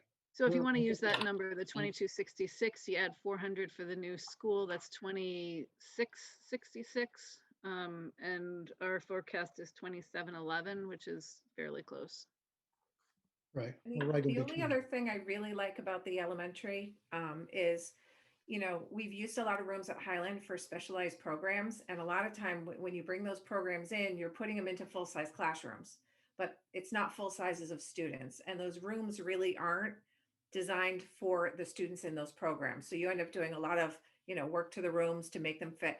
But if we have a new elementary school, we can design rooms specifically for the students that we need. And we're not going to be able to do that if we're just doing a renovation. I mean, we can do it, but it's a lot harder. You know, we can say these are the rooms we want, and we can design it specifically for those students instead of trying to make a regular classroom work for those groups of students. It makes better use of the space and more efficient. Yeah. So going back to the numbers you were just saying, Jen, you're saying we would have capacity of about 26 something in what, 29, 30? Or whenever we're yeah, done, if we But- add a school, if we build a K through 6 school that has 400 seats in it, additionally to what it currently, I mean, Chapman currently has 300 and something students. What's the number? 320, I think it's 321 or Call it something. 800 student school. Right. So we're adding an additional 400 seats on top of what is already at Chapman, which gives Right. us a capacity of 2666 based on that chart that they just showed us, that Jeff just had up. So that's capacity, a functional capacity of 2666. Based on the projections, our numbers will be over that. Based on the projections in 2930, we're at 2711, which brings us in between those two blue lines. So you have the dotted line of functional capacity and the solid line of actual number of seats in the room, and we are in between those two. So it wouldn't cross the solid line, but we would be crossing the dotted line. Okay. I guess that still makes me a little nervous about having gone through this whole process and added a new school, and we're still bumping up against, I guess, capacities. Yep, understood. But that's also with the assumption that the class sizes stay as small as they are, and they are small. In the past, when we've had bubbles come through, the class sizes did get slightly bigger for, that 3-year bubble or 4-year bubble, and then they go back down, to a smaller size afterwards. So that is always a possibility too.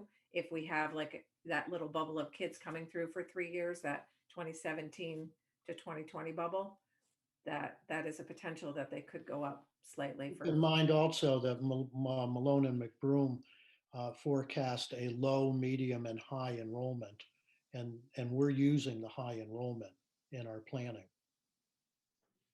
Okay.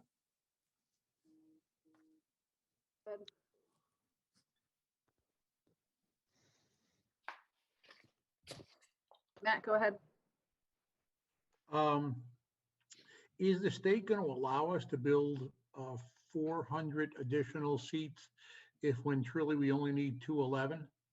And the question maybe Jeff could answer, Solon, is the capacity, I believe, of the school, or not the capacity, but the school population at one time was in excess of 5,000. And I believe now it's just a little bit over 4,000.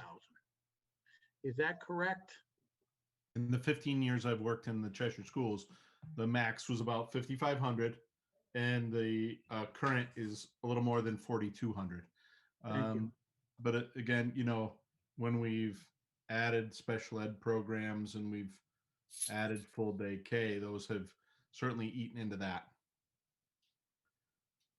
particularly at the elementary level. Okay, then could you also answer the question, will the state allow us and reimburse us for building 400 seats when we basically only need 200 in the projections that are out almost 9 years? That's a Chuck question. I don't have enough experience working with the group at OSCGR to be able to answer that. I think the answer to that question, Matt, is yes, that the state would be in favor of building a school based on, the projections from Malone and McBroom. We're actually going to be double the projections of Malone and McBroom.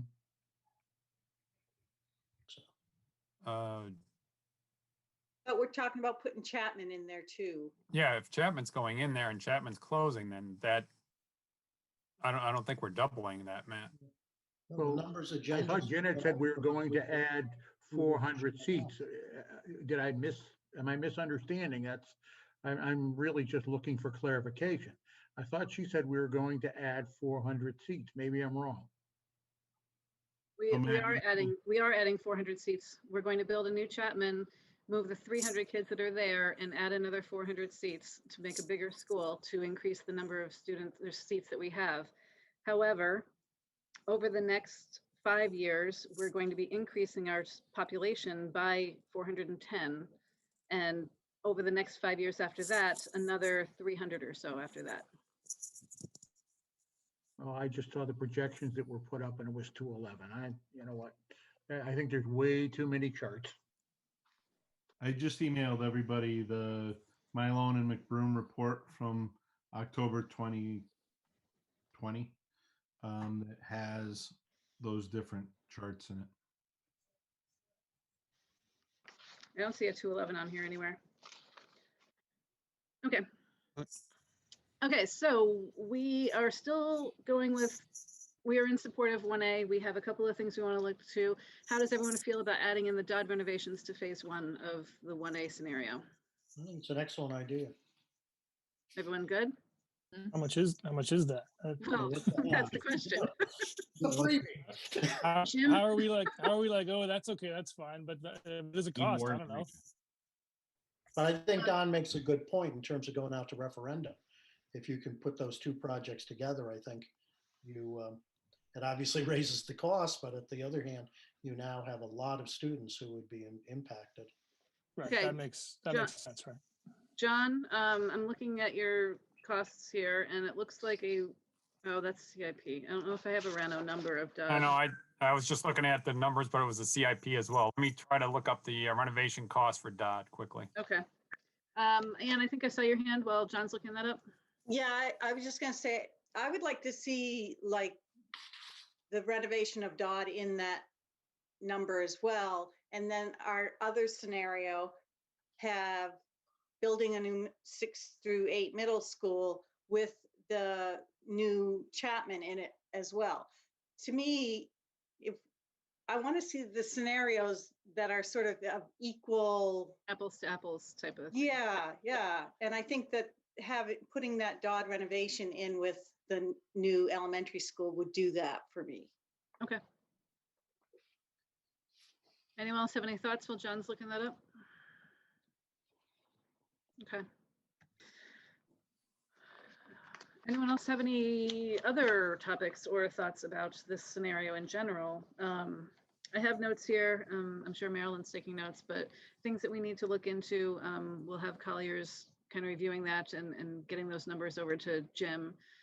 And then we can review it again once that's done. I'd like to move on to 2A, but John, do you have? Yes, I have the number. The renovation cost for Dodd is 85.4 million. Okay, so that's total cost, not our district. Total cost. That is total cost. That is not the, that does not incorporate the grant reimbursement money.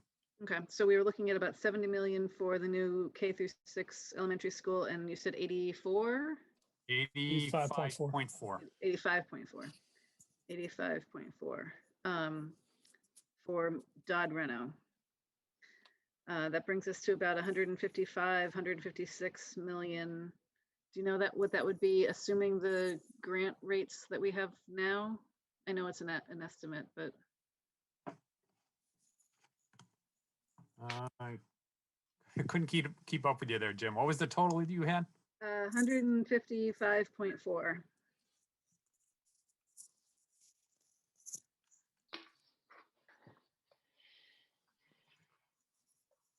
And again, this does not include getting the Board of Ed offices into the school.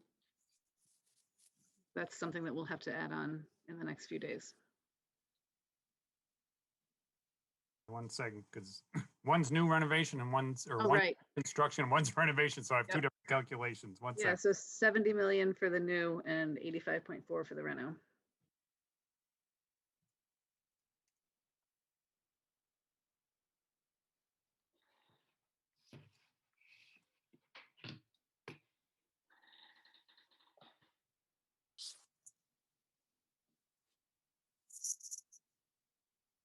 I think it would be better if we gave the full use of the time to make sure we got the actual number and got it right, and we can update the scenario so we're looking at the full picture versus just talking about the number in here and trying to decide off of this 2-minute clip here, right? Yeah, okay. I was just kind of trying to get an estimate for people, but yeah, we can definitely put this on the back burner.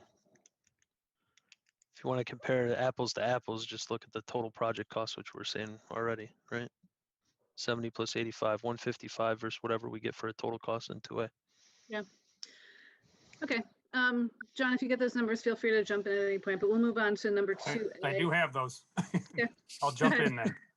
The the rebate for the Dodd renovation is 39.04 million. And the the money back for the new elementary school is 26.79.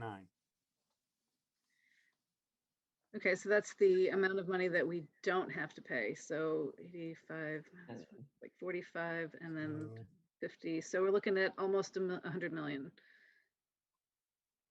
Nice, somewhere between 95 and 100. About $66 million coming back. Oh, coming back, right. Coming back, yes. Yes, so it would, district share, our cost to the town would be somewhere between 95 and 100. Correct. Quickly, yeah, looking at that. Quick math in my scribbles here, yep.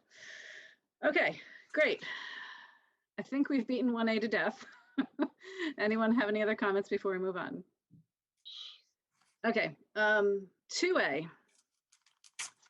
Let me get all my paperwork out here. So we started reviewing 1A by having Chuck walk through the timeline for us.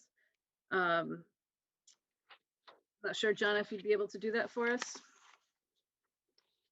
Timeline is in the macro schedule, Yes, you're saying? Okay. yes, yes.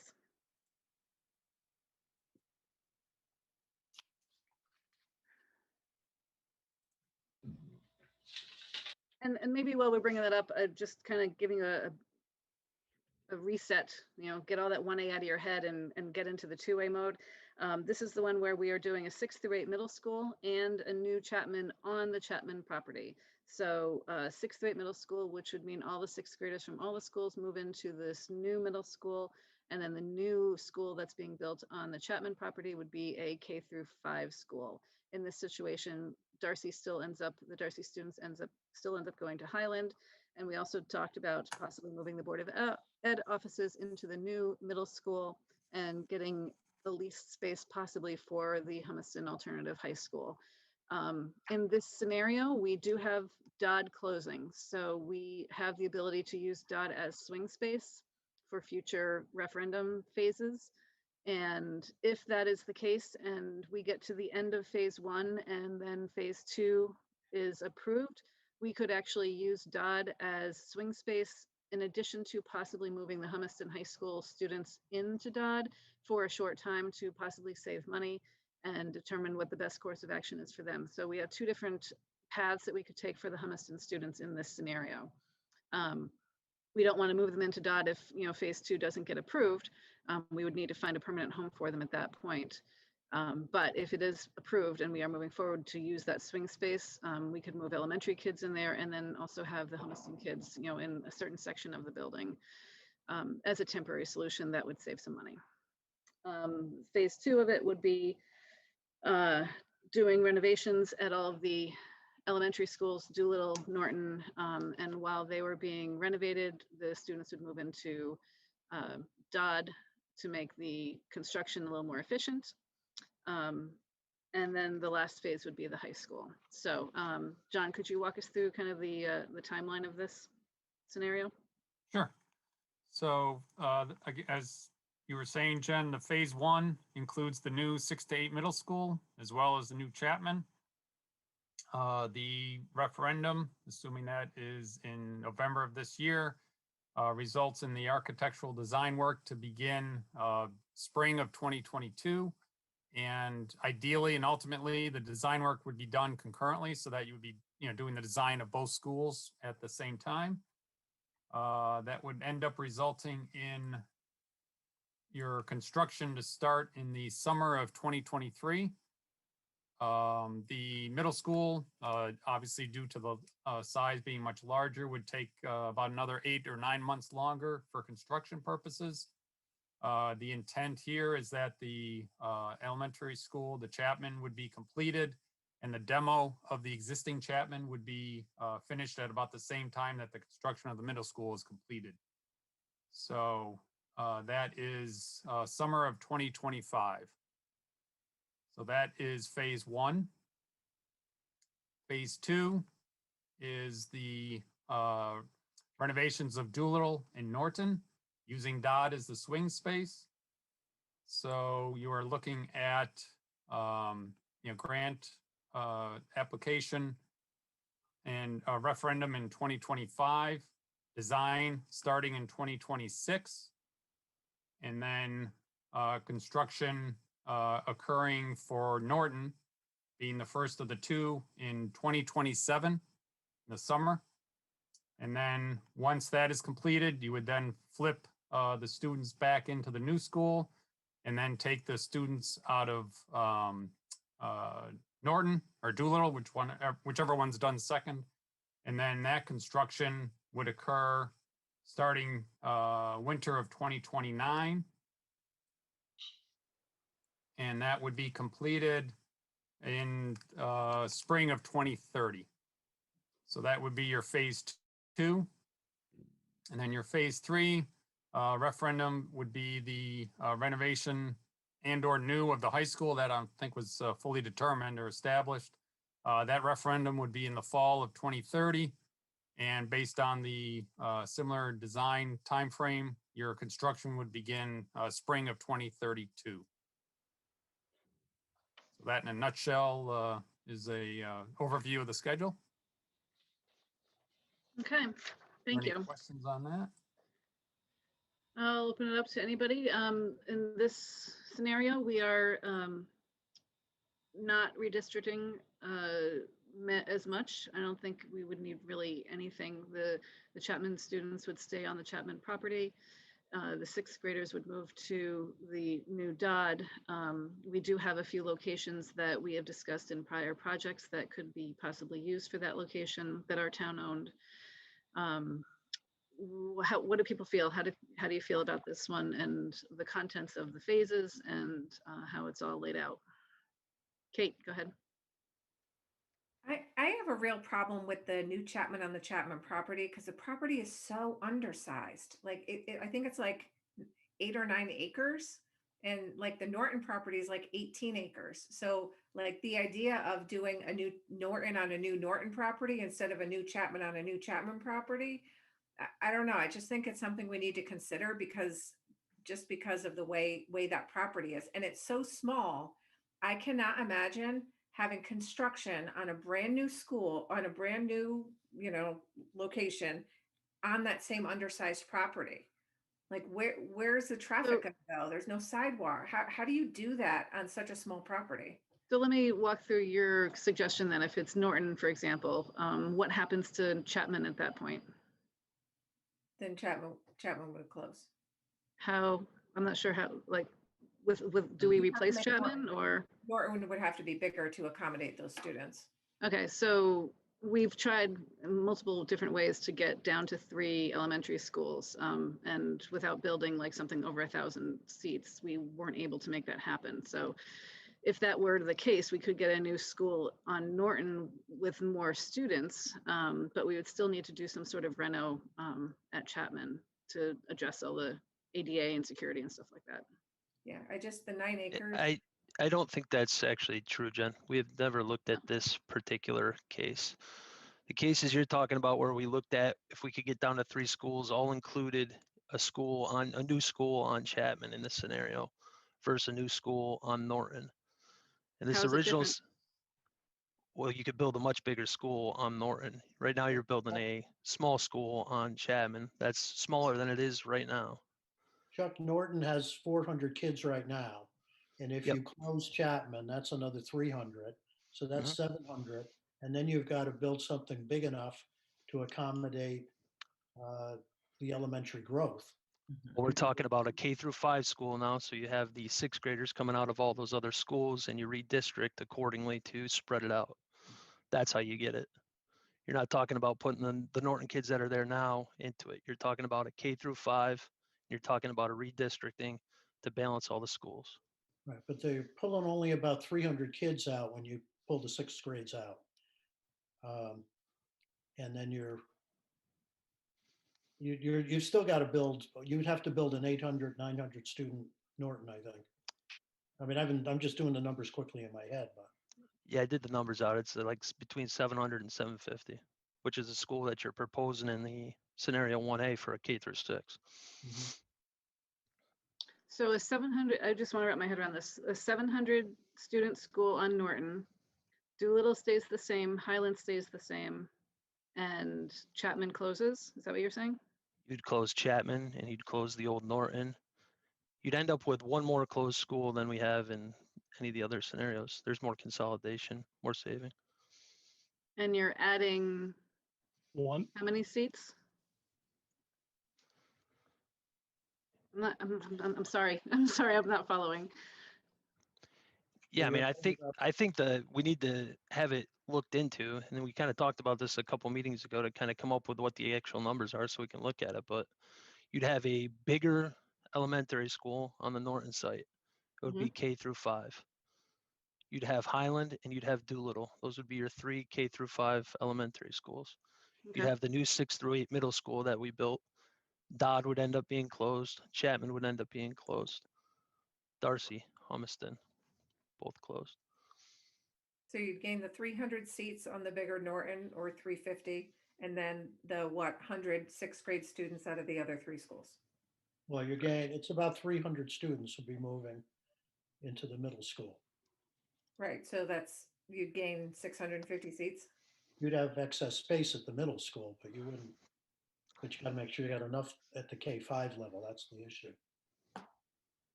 Is there enough property on big enough Norton to build that larger school to accommodate 700 kids and all the traffic that entails? That would be my concern there. I don't know. It's possible. I'm not objecting, only just asking the question. Seems like a small site for that big a school.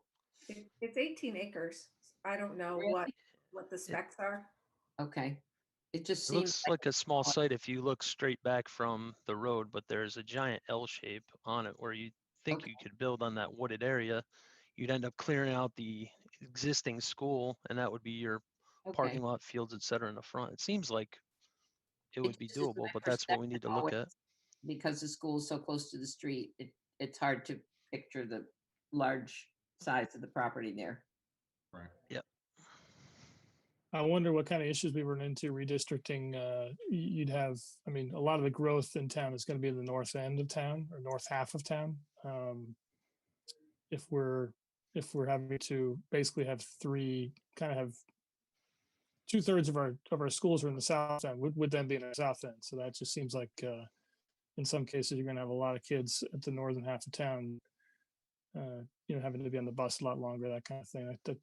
It'd be interesting to see what the redistricting, what that would mean.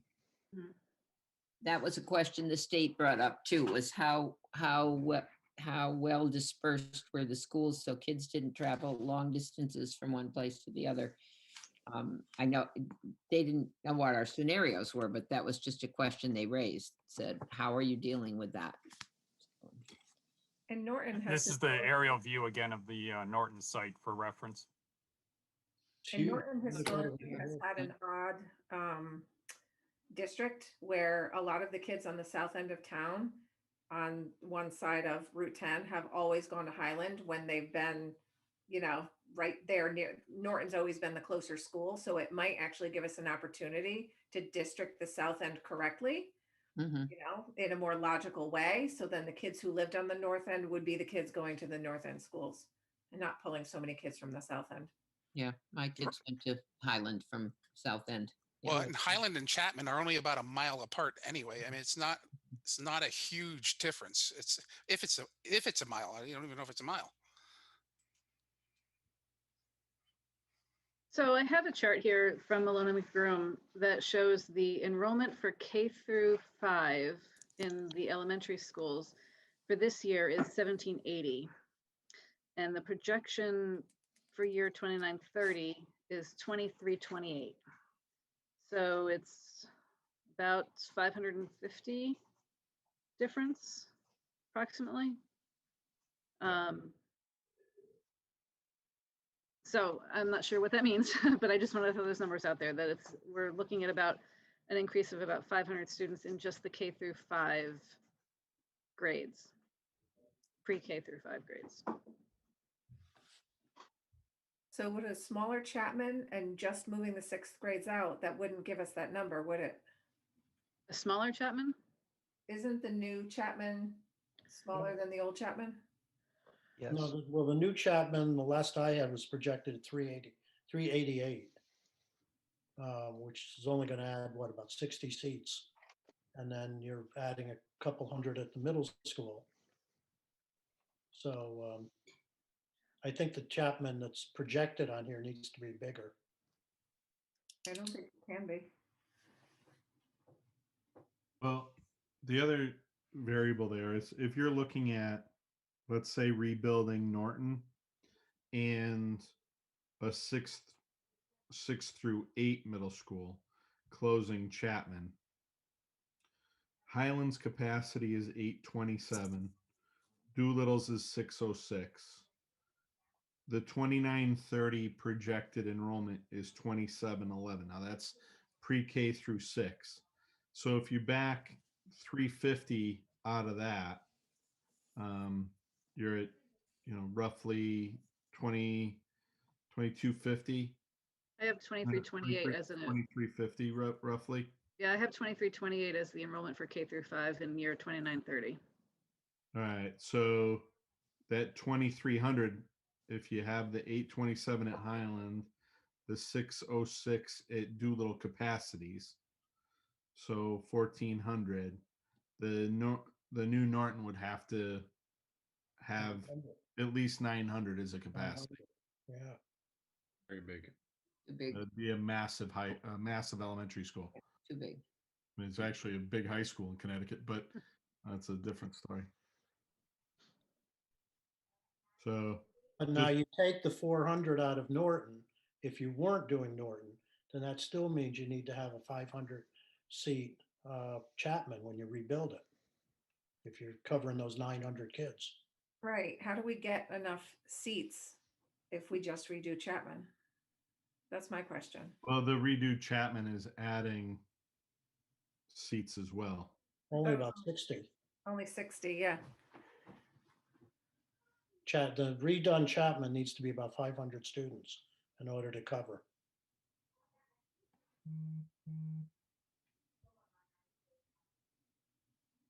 Yeah, this is a Mylone and McBroom question. I think that, to really make sure that the numbers are right sized. I mean, there was a reason that, they had proposed that Colliers had proposed the different scenarios. It makes sense to just kind of walk through that again with Chuck or Rebecca from Colliers. From Malone. Yep. Oh yeah, excuse me, from Malone. Thank you. Yep. Or SLC. SLR. SLR now. So Whoever they are. Yeah. Okay. Yeah, so I agree that's probably an issue we need to talk about. We can definitely loop Rebecca and Mike in and have them take a look at it and make sure we're not missing something or misunderstanding something. Any other comments on this scenario? I'll make a note to follow up with Rebecca on that. The only thing I would say, Jen, is if it turns out we need a 500 student Chapman, I have questions about whether it can fit on that space. I don't know what the price difference would be putting it on the Chapman property versus putting it on another piece of land in the north end. There might be a minimal price difference. And then you end up with a nice, 20-acre site or something. Yeah, I'm wondering if maybe when we think about this, we're taking the 6th graders out of the elementary schools. We're using current numbers. So what, 350, I think Jeff said. But when we get to 2930, there's gonna be a lot more 6th graders that are coming out of those schools. So maybe it balances somehow. But again, I will talk to Rebecca about that. I'm looking at the numbers right now. We have 280 6th graders. We have 277 first graders, 264 kindergartners.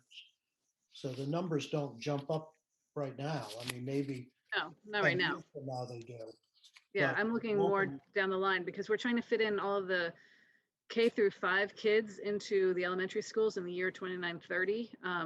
But when we did this calculation, we were taking away the 6th graders that are currently in 6th grade as far as, so I just would like to look at that too. But that's, again, a question for Rebecca that I'll follow up on. Yeah, we need the experts to look at it. Yeah, for sure. Excuse me, Jen, I do think that's where it came into play, is because of the sixth graders being moved out, that Malone was looking at being able to balance out the rest of those elementary schools being K to 5. Mhm. I mean, we'll have them confirm that, but I think that was their reasoning for Yeah. the I numbers. think, going back to the apples versus oranges thing, I think we're pulling out the current year sixth graders, but comparing it against 10 years from now, elementary numbers. So I'll follow up with that. Okay, any other comments, questions, concerns about scenario 2A? Well, the only thing I would say is that a new middle school would be designed as a middle school. And our present junior high is an older building, not designed for teams, not designed the way most modern day middle schools are. So I think, it's something to consider as we go look ahead. Okay, thank you. Anyone else have any questions? Do we feel the phase 1 in this scenario is appropriate, doing both the schools? Yes, I do. okay. We're basically doing it in reverse. We're trying to add renovating to Dodd for the middle school, and scenario 1A, which we're looking at tonight, is now we're just starting with the new middle school and then, addressing the elementary. Yeah, the difference between 1A and 2A really is the fact that you get a 6th through 8 middle school out of it. You're making room in both, you're addressing Chapman issues in both. But in the 2A scenario, you're getting the 6th graders into a middle school. Correct. Jim, did I see your hand up? Yeah, I just want to clarify the numbers that Jim Jascott gave us the other day. His 2A scenario did not include Chapman. It was just the middle school, right? I believe they did include Chapman. John? Really? Yes, those numbers did include both the new middle school and the new Chapman. Yeah. Yes. And, Okay. and what's the total for phase 1 on that one? Just to compare against scenario 1A. You don't have to do the grant calculation again. I won't make you go through that again.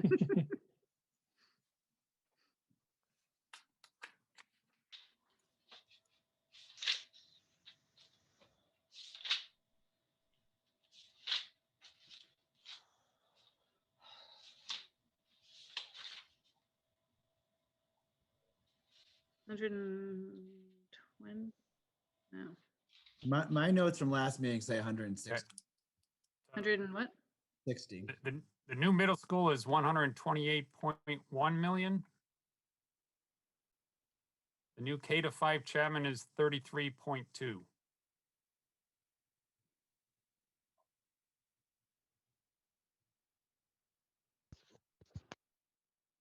161, is that what you said, Andrew?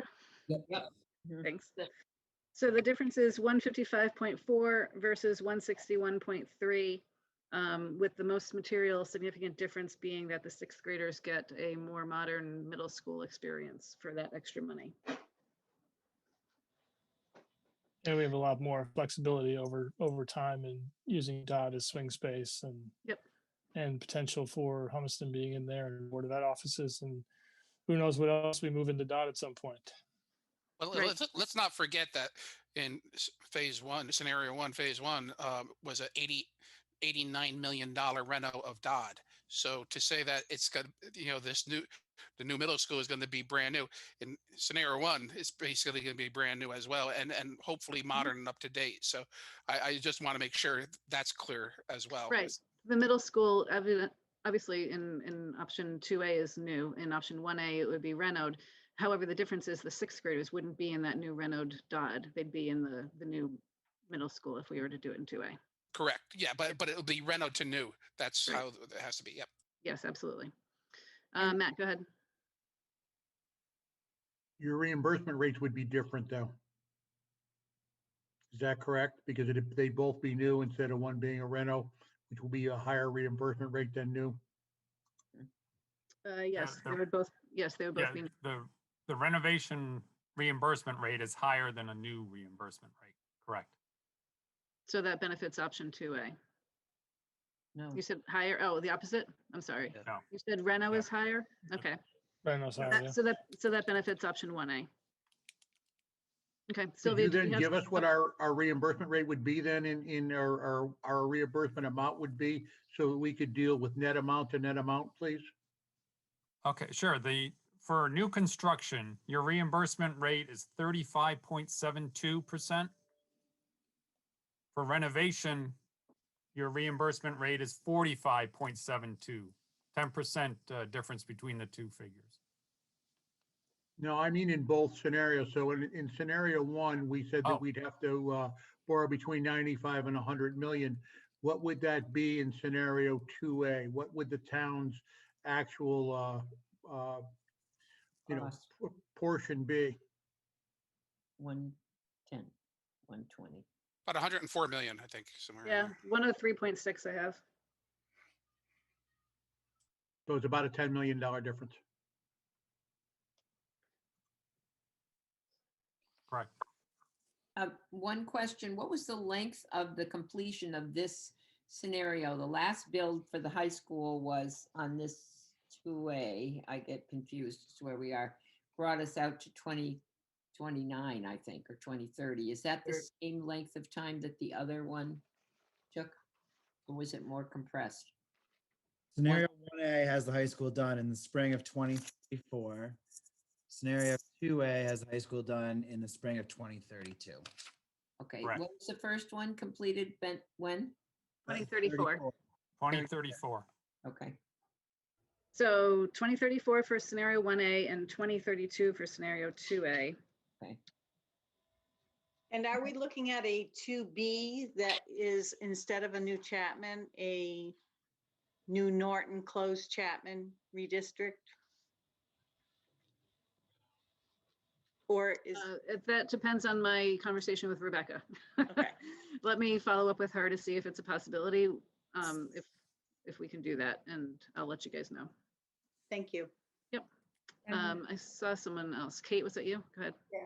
The other thing that we need to compare to, if I'm looking at Jim Jascott's numbers right, is the 1A is a capital savings or whatever they call it of 48 million and 2A was 32 million, correct? Say that again. So we saved 48 million in capital costs in 1A and 32 million in 2A. Okay. I just think it's another piece when we talk about the finances to consider. That's a big difference between those two. 16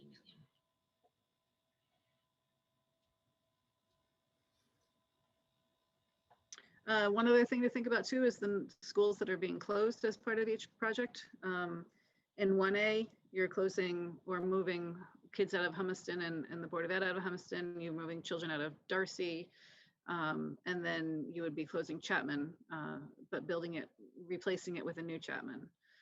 For 2A, eventually be closing Dodd, Darcy, and Humiston, and then also replacing Chapman too. So you're closing an extra school in 2A also. And also having Dot available for doing some of the renos in other buildings, which save you time and money. I think that's where the 2034 versus 2032 kind of comes in, is the fact that you can build them more efficiently and quicker, having that swing space. And Jim Jascott will have to, because if by adding the reno of Dodd into phase one, that will change our capital avoidance.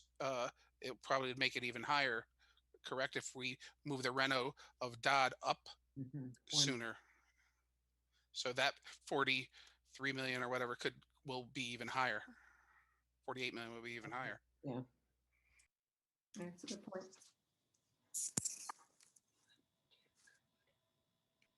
Can I ask if the renovation of Dodd, does that includes the outside traffic flow area and all of that as well, correct? Yes, the assumption is with the renovation, it is inclusive of site work as well. Thank you. But you're working on a very small site there. There's only so much you can do. True. But that's always been a big problem at Dodd is, the parking and being in a neighborhood. And Yeah. Plus dismissal is a zoo. Okay, does anyone else have any thoughts, concerns, questions, comments? Okay. Do you want to go through the financial portion of this like we did for 1A, or are we all comfortable with the numbers and want to move on? I would Wouldn't say prefer com- to I get wouldn't the say real comfortable. numbers. Okay, understood. So I think that covers that portion of the agenda. I gotta look at my agenda again. Give me 1 second. Okay, so for next steps, I think for 1A and 2A, we all feel that they are both still viable and still something we want to pursue. The next steps are pretty clear as far as what we still need to research and look into. I was hoping that maybe we could discuss the dates and the timeline. Chuck kind of brought it up earlier as far as what it means if we were to put off some of these dates. I'm not comfortable at this point saying that we want to push off the grant application date. That's not something that I think we can decide right now or should decide right now. However, I do want to get everyone's opinions on the March 1st deadline that we have to present to the town council. We have one more meeting in February that's currently scheduled. I'm not opposed to scheduling more. We've had 2 now in the last 7 days, so we can certainly do that if everyone wants to. However, I wanted to get a feel for how everyone, get a vote maybe on how everyone feels about this. Andrew, go ahead. I think that we need to have Collier's and my loan go back, look at 1A, 2A, all the questions that were brought up tonight, financial projections, cost to the town, and schedule another meeting in between this meeting and the next scheduled meeting so we could see if we need to extend the deadline before we just arbitrarily push it out. That's my opinion. Okay, thank you. I saw Sylvia's hand next. Yeah, and part of it was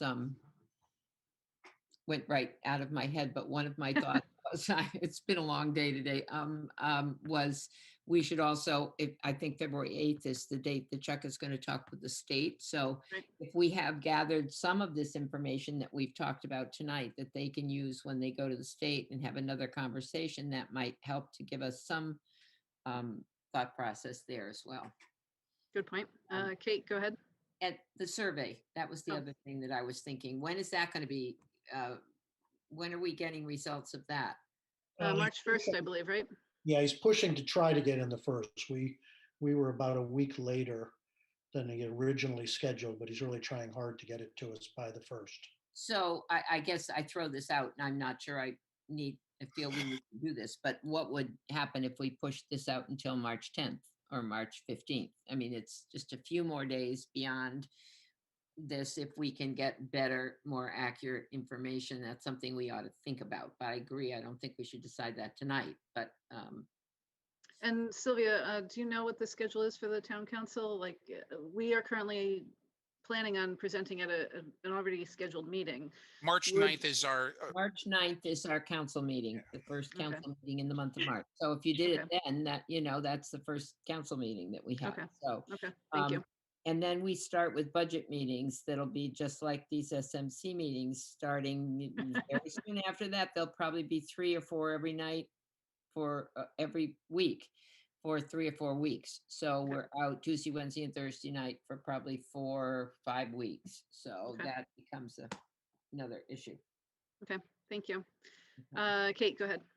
I was going to ask for our February 17th meeting, because you're going to be having a lot of conversations and gathering a lot of data. Could you get us like a draft of a presentation before the meeting so we can get questions to you ahead of time and move forward a little more efficiently on that? Yes, absolutely. Yep. Also want to talk about the actual logistics of the presentation. I don't know. Oh, Chuck, go ahead. Is there something you want to interrupt? Yeah, I just want to make clear, I'm not suggesting that we push the grant application date. I just want to make sure everybody understands that pushing the grant application date doesn't delay our schedule the year like it's been understood to. It Right. just changes when we can get money back that we'd have paid to a designer. That's it. Right. And there is a little additional risk because we would be proceeding before we get on the grant approval list. So that is something that we would work with the state on to make sure that they're comfortable with our plan and can give us kind of an unofficial go ahead, because I would hate to like actually start working on the design of a project and then find out that we didn't get approved. So. Kate, was that your only thought? Did you have something else? I thought, okay. So yes, we can talk about the presentation, what's going to be in it, who's going to create it, and even who's going to, give it. I'm open to suggestions as far as anyone who wants to be participating in it.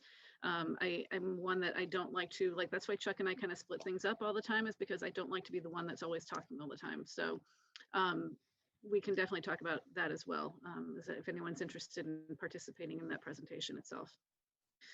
Anyone else have thoughts on this? Matt, go ahead. Jim, you're next.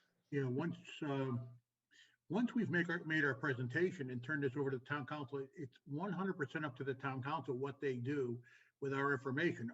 This committee is ended. We don't go to the state. We don't request from the state. We do nothing. The town council and the Board of Ed then take it from there. So, it's up to them as to when they want to apply for their grants and things like that. So At least that's the way I see this. We were told by the town council that for the few weeks after we submit it on the first, if it is the first, there will be some back and forth. There will be some questions that they have for us. We may need to make some adjustments. It's not just a drop in their lap and they move forward. There will be some back and forth. There will be some discussion. If there's something that they have questions on or want us to adjust, we can discuss it as a group and figure out how to move forward. So there will be some level of involvement after the first. But yes, going forward, as far as the grant and the design and the architects and all that stuff, that is something the Board of Ed and the town council need to determine whether or not we are still involved or not. It is my understanding at that point under town charter that they have to appoint a town, a building committee, or turn it over to the building committee that is currently, permanently in effect. So we really have no say whatsoever once the town council accepts our report. Am I wrong, Sylvia or Don? Is this? That's pretty much right. Jim? If I understand it correctly, once we get the report and they approve it, they will appoint a building committee or direct it to the current building committee. But my guess is for a larger project like this, it will be a separate building committee, because our regular building committee is involved in a lot of other town things at the same time. I don't know that for sure, but yes, that's the way that works. And then the Board of Education will have to develop the ed specs and all of that. So the date that we go to the town is not necessarily the approval date that the town council will be giving us. So if we go to them on the first, that's not the date that they approve it or disapprove it. It's the date that we give it to them, and then they have some time to review it and get back to us with questions, and the approval date will be later. And from what I understand, according to Chuck, he needs to know by April 1st. So I think whatever time frame between when we present it and when that's, but we have to get something to him by April 1st is what the deadline for him is, I believe. Yes, that's what I heard. Yes, that is correct. I think so. Yep. So for that But month of March, that's not us, that's the town council, correct? That's well, it. no, Yes. it's the town council to review and get it to them on the first, but we need to be Right, available to answer questions and do adjustments if needed and talk about it. Correct. Jim, you were next. Go ahead. Yeah, thanks, Jen.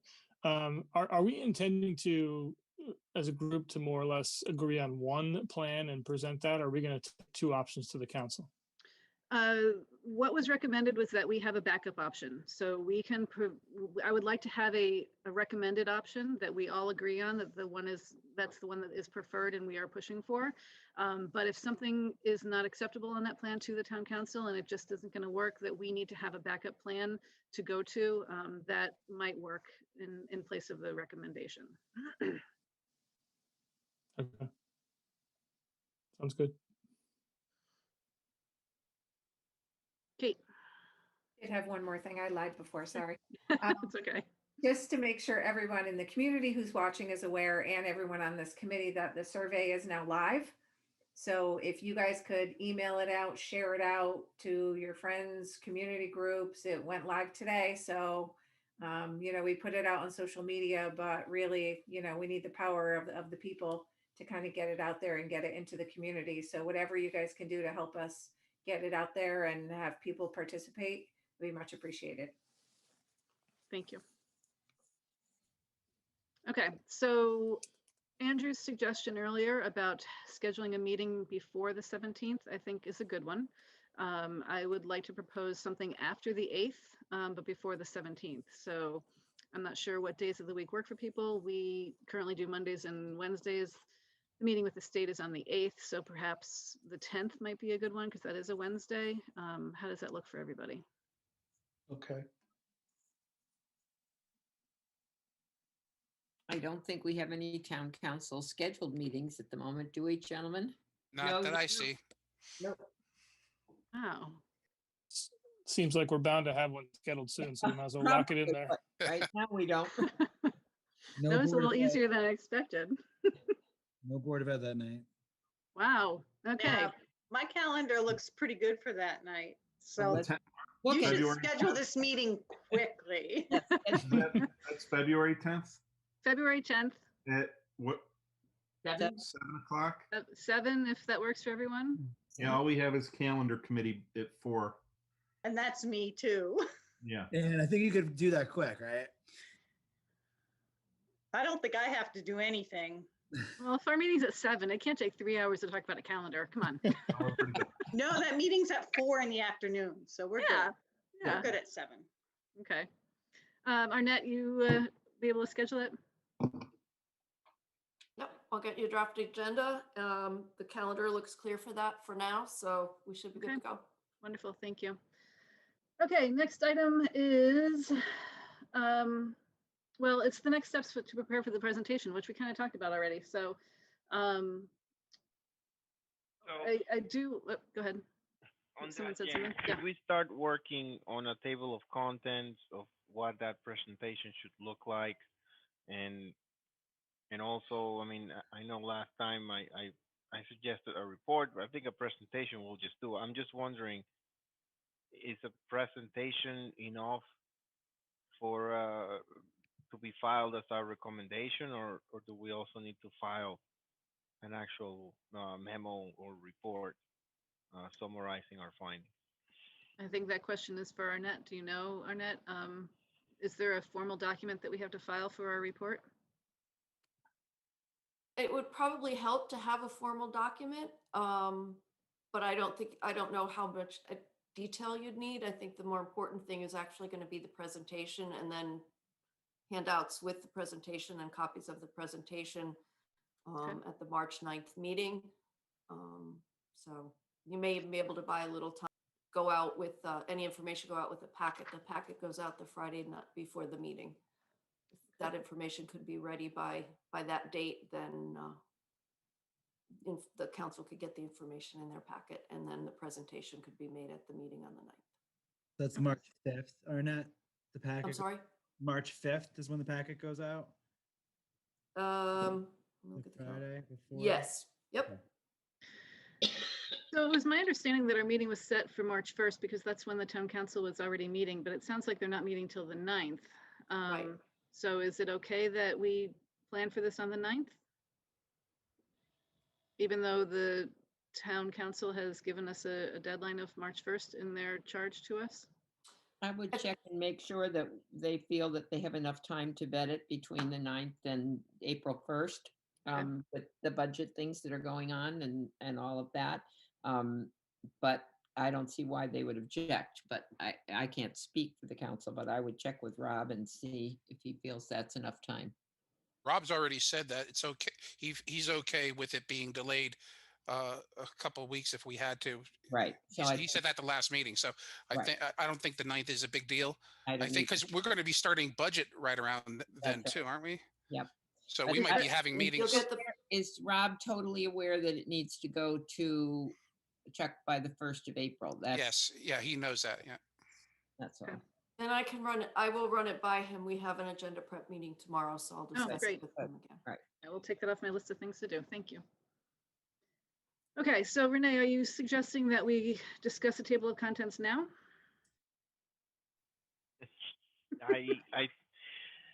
Yeah, at least I think if we focus on 3 or 4 points, I think that will help and perhaps get the gear spinning as to what will go at each one of those points. Because I think there'll be some meat in some of these sections, so we're probably going to have to divide and conquer. Okay. The first one I propose is introduction, so that's my contribution. You can't throw this bomb on the table and then take intro. Come on. That's it. I want the cover page. Okay, so we start with an intro. I think 2 needs to be the enrollment projections for the next 7 years from Mylona McBroom. Okay, To show what the bubble is, why we're proposing project number 1. agreed. I think we need the building conditions and the visits, the results from that. So a summary of the general findings from those. Okay. And we The might survey. with the capital budget improvements too. Those 2 might go together nicely. Sorry, Renee. The capital budget improvements Like or the avoidance. the capital Capital improvements. avoidance, yeah. Avoidance, yeah. Yep. That needs to be in your financial piece. Right. I think there needs to be a financial piece, and maybe that can be rolled into that. Okay. I think you have to set the scene first for why you think it's reasonable, and the financial piece is the end. Once you get them on board with why all these things have been well thought through and why they work and why they're bringing value to this project, then you come up with the dollar figure, and that's the place you're going to get the feedback. So, I agree. The results of the survey might be nice to attach to this as well. We have them in time. Yep. So going back to Sylvia, your point, you had said a review of the scenario and why we think it's the appropriate choice. Is that what you said? yeah, well, you're leading up to that because you're talking about the enrollment projections. You're talking about the building conditions. We're talking about the survey. All of those things are supporting our presentation. Then we have to have a presentation of what our scenario is, correct? I mean, we have to say this is what we're proposing because it meets the enrollment and the building conditions and the survey suggestions and even the teachers' input and so on. We have looked, we want them to know that we've looked at all of the potential things. And as a result of the facts that we have discerned here, we have to base it on fact. The best scenario we're recommending is X, whatever it is, because it crosses all the T's and dots all the I's of all of those things. And that way, and then we project the financial part of it. And therefore, here's the reimbursement rate, here's the cost, here's all of the other financial pieces can support that's the way I would do it if it was me. I'm certainly open to suggestions, but I think you need to lay out the groundwork first. Why do I need a new car? And these are all the good reasons. Therefore, you can't argue when I tell you it's going to cost X number of dollars.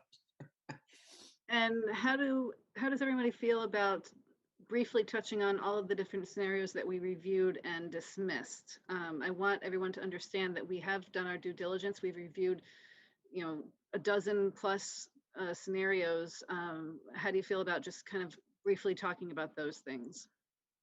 I don't think you get into many of the scenarios. I think you just make a statement that says we have reviewed many choices to address these things that we have talked about, enrollment and all of those things. And the best solution in our collective opinion of 13 of us is X.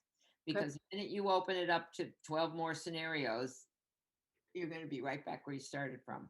Maybe you can. Sorry, go ahead. Oh, I'm sorry, Andrew. No, I was gonna say maybe you can add as an appendix the big matrix where everyone voted on all the other scenarios. You can state what Sylvia just said and say refer to appendix X for. But we wouldn't do that. Yeah. I don't know that they even need to have that because they've trusted us with this job. And when they ask us a question, we can refer to that. and they say, why did you do that? Then we can refer to it. Let's not introduce more complicating issues. There's going to be enough questions from the council to begin with. Let them drill down on the questions that are important to them and pick out the items that really are going to be the make it or break it for them. And as we answer those questions, we can bring up, we tried that. We offered, this was part of another scenario. And the reason we didn't do that was because, but I wouldn't introduce it at the beginning. I would go in hell-bent for election. This is what we think is the right way to go. And we hope that you'll support it.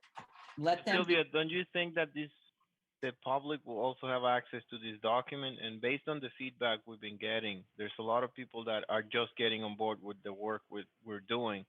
And I was just thinking that might be a way to tell the public, not so much the council, that we have looked at those scenarios. Well, that's true, but the minute you open it up too widely, I think you open it up to, once the council approves it, they're going to bring it to the town. They're going to have a public hearing. They're going to have maybe more than one, maybe 2 or 3. They're going to do ways to get the information out to the public as well. So they're going to give the public an opportunity to come and speak, because that will also influence the town council's decision. So in any big project like this, they will, by charter and all the rest of it, we need to have public hearings before we make a decision on this.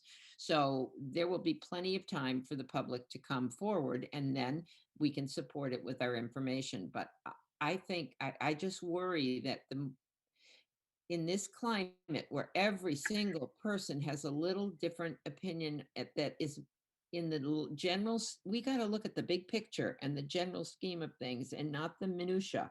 And when we get involved in the minutia, we're diluting all the efforts that we've put into to create. We've done all that. We've gone through all of that. And it just concerns me if we allow it to go back to that, then the whole purpose of the committee is compromised, because we were instructed to bring all this to the public. You can all disagree with me, but that's kind of where I am. I think the public should have input, and they will have public hearings. They've had a survey. They've been able to talk. We've talked to the teachers. We've talked to the parents. We've had emails. We've given them the opportunity to weigh in. It isn't like we've kept anything from them. And if they have asked a question and we need to support it with whatever we've done to either agree or disagree with their position, then that's when we bring it up. But I don't know, just my opinion. Anne, go ahead. Yeah, I don't disagree with Sylvia. And the reason for that is because we can't go out at this point after we've already done all of this work and make it seem like there's still an opportunity for everybody to weigh in. We've already done that. Okay. Don, go ahead. Yeah, well, correct me if I'm wrong, but most of these documents and everything are already on our website, right? And everybody could have access to them anyway. So I agree with Sylvia. No need to put it into this presentation. I think the least amount you put into the presentation, and let's stick to why we're presenting whatever project we are presenting. And if they want to do research, there's plenty of places they can go to get the research. Yep. Okay. Anyone else have any other topics that need to be included in the presentation? Okay. So my goal is to kind of put a shell together of a presentation with these topics listed in a table of contents, and then maybe a page for each topic. At our next meeting, we'll go through it and build it together, just generally, and I can work on the details, off meeting, but in the meeting, we can talk about what we want each slide to say, and we can talk about if anyone wants to participate in the presentation itself.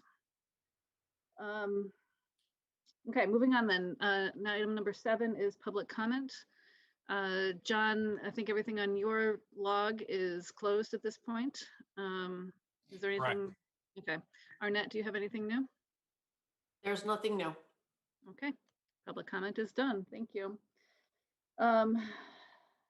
Next meeting, Well, the agenda says it's February 17th. That is now incorrect. So our next meeting is going to be February 10th at 7 p.m. The goal is to walk through all of the outstanding questions that we had tonight and discuss those items, come up with a recommended option that we want to go forward with in the presentation, and start developing that presentation. Anything else as far as what the next meeting should cover? I will put on the agenda to discuss the communications. This was a very long meeting, so I neglected to do it for this meeting, but we will put it back on again for the next meeting to talk about what's going on with the communications committee. Okay. And with that, I will entertain a motion to adjourn. So moved. Thank you, Don. Second, Andrew, thank you. Everyone in favor? Good night, everybody. Thank you all very much. Good night. Thank you, guys. Night. Good night.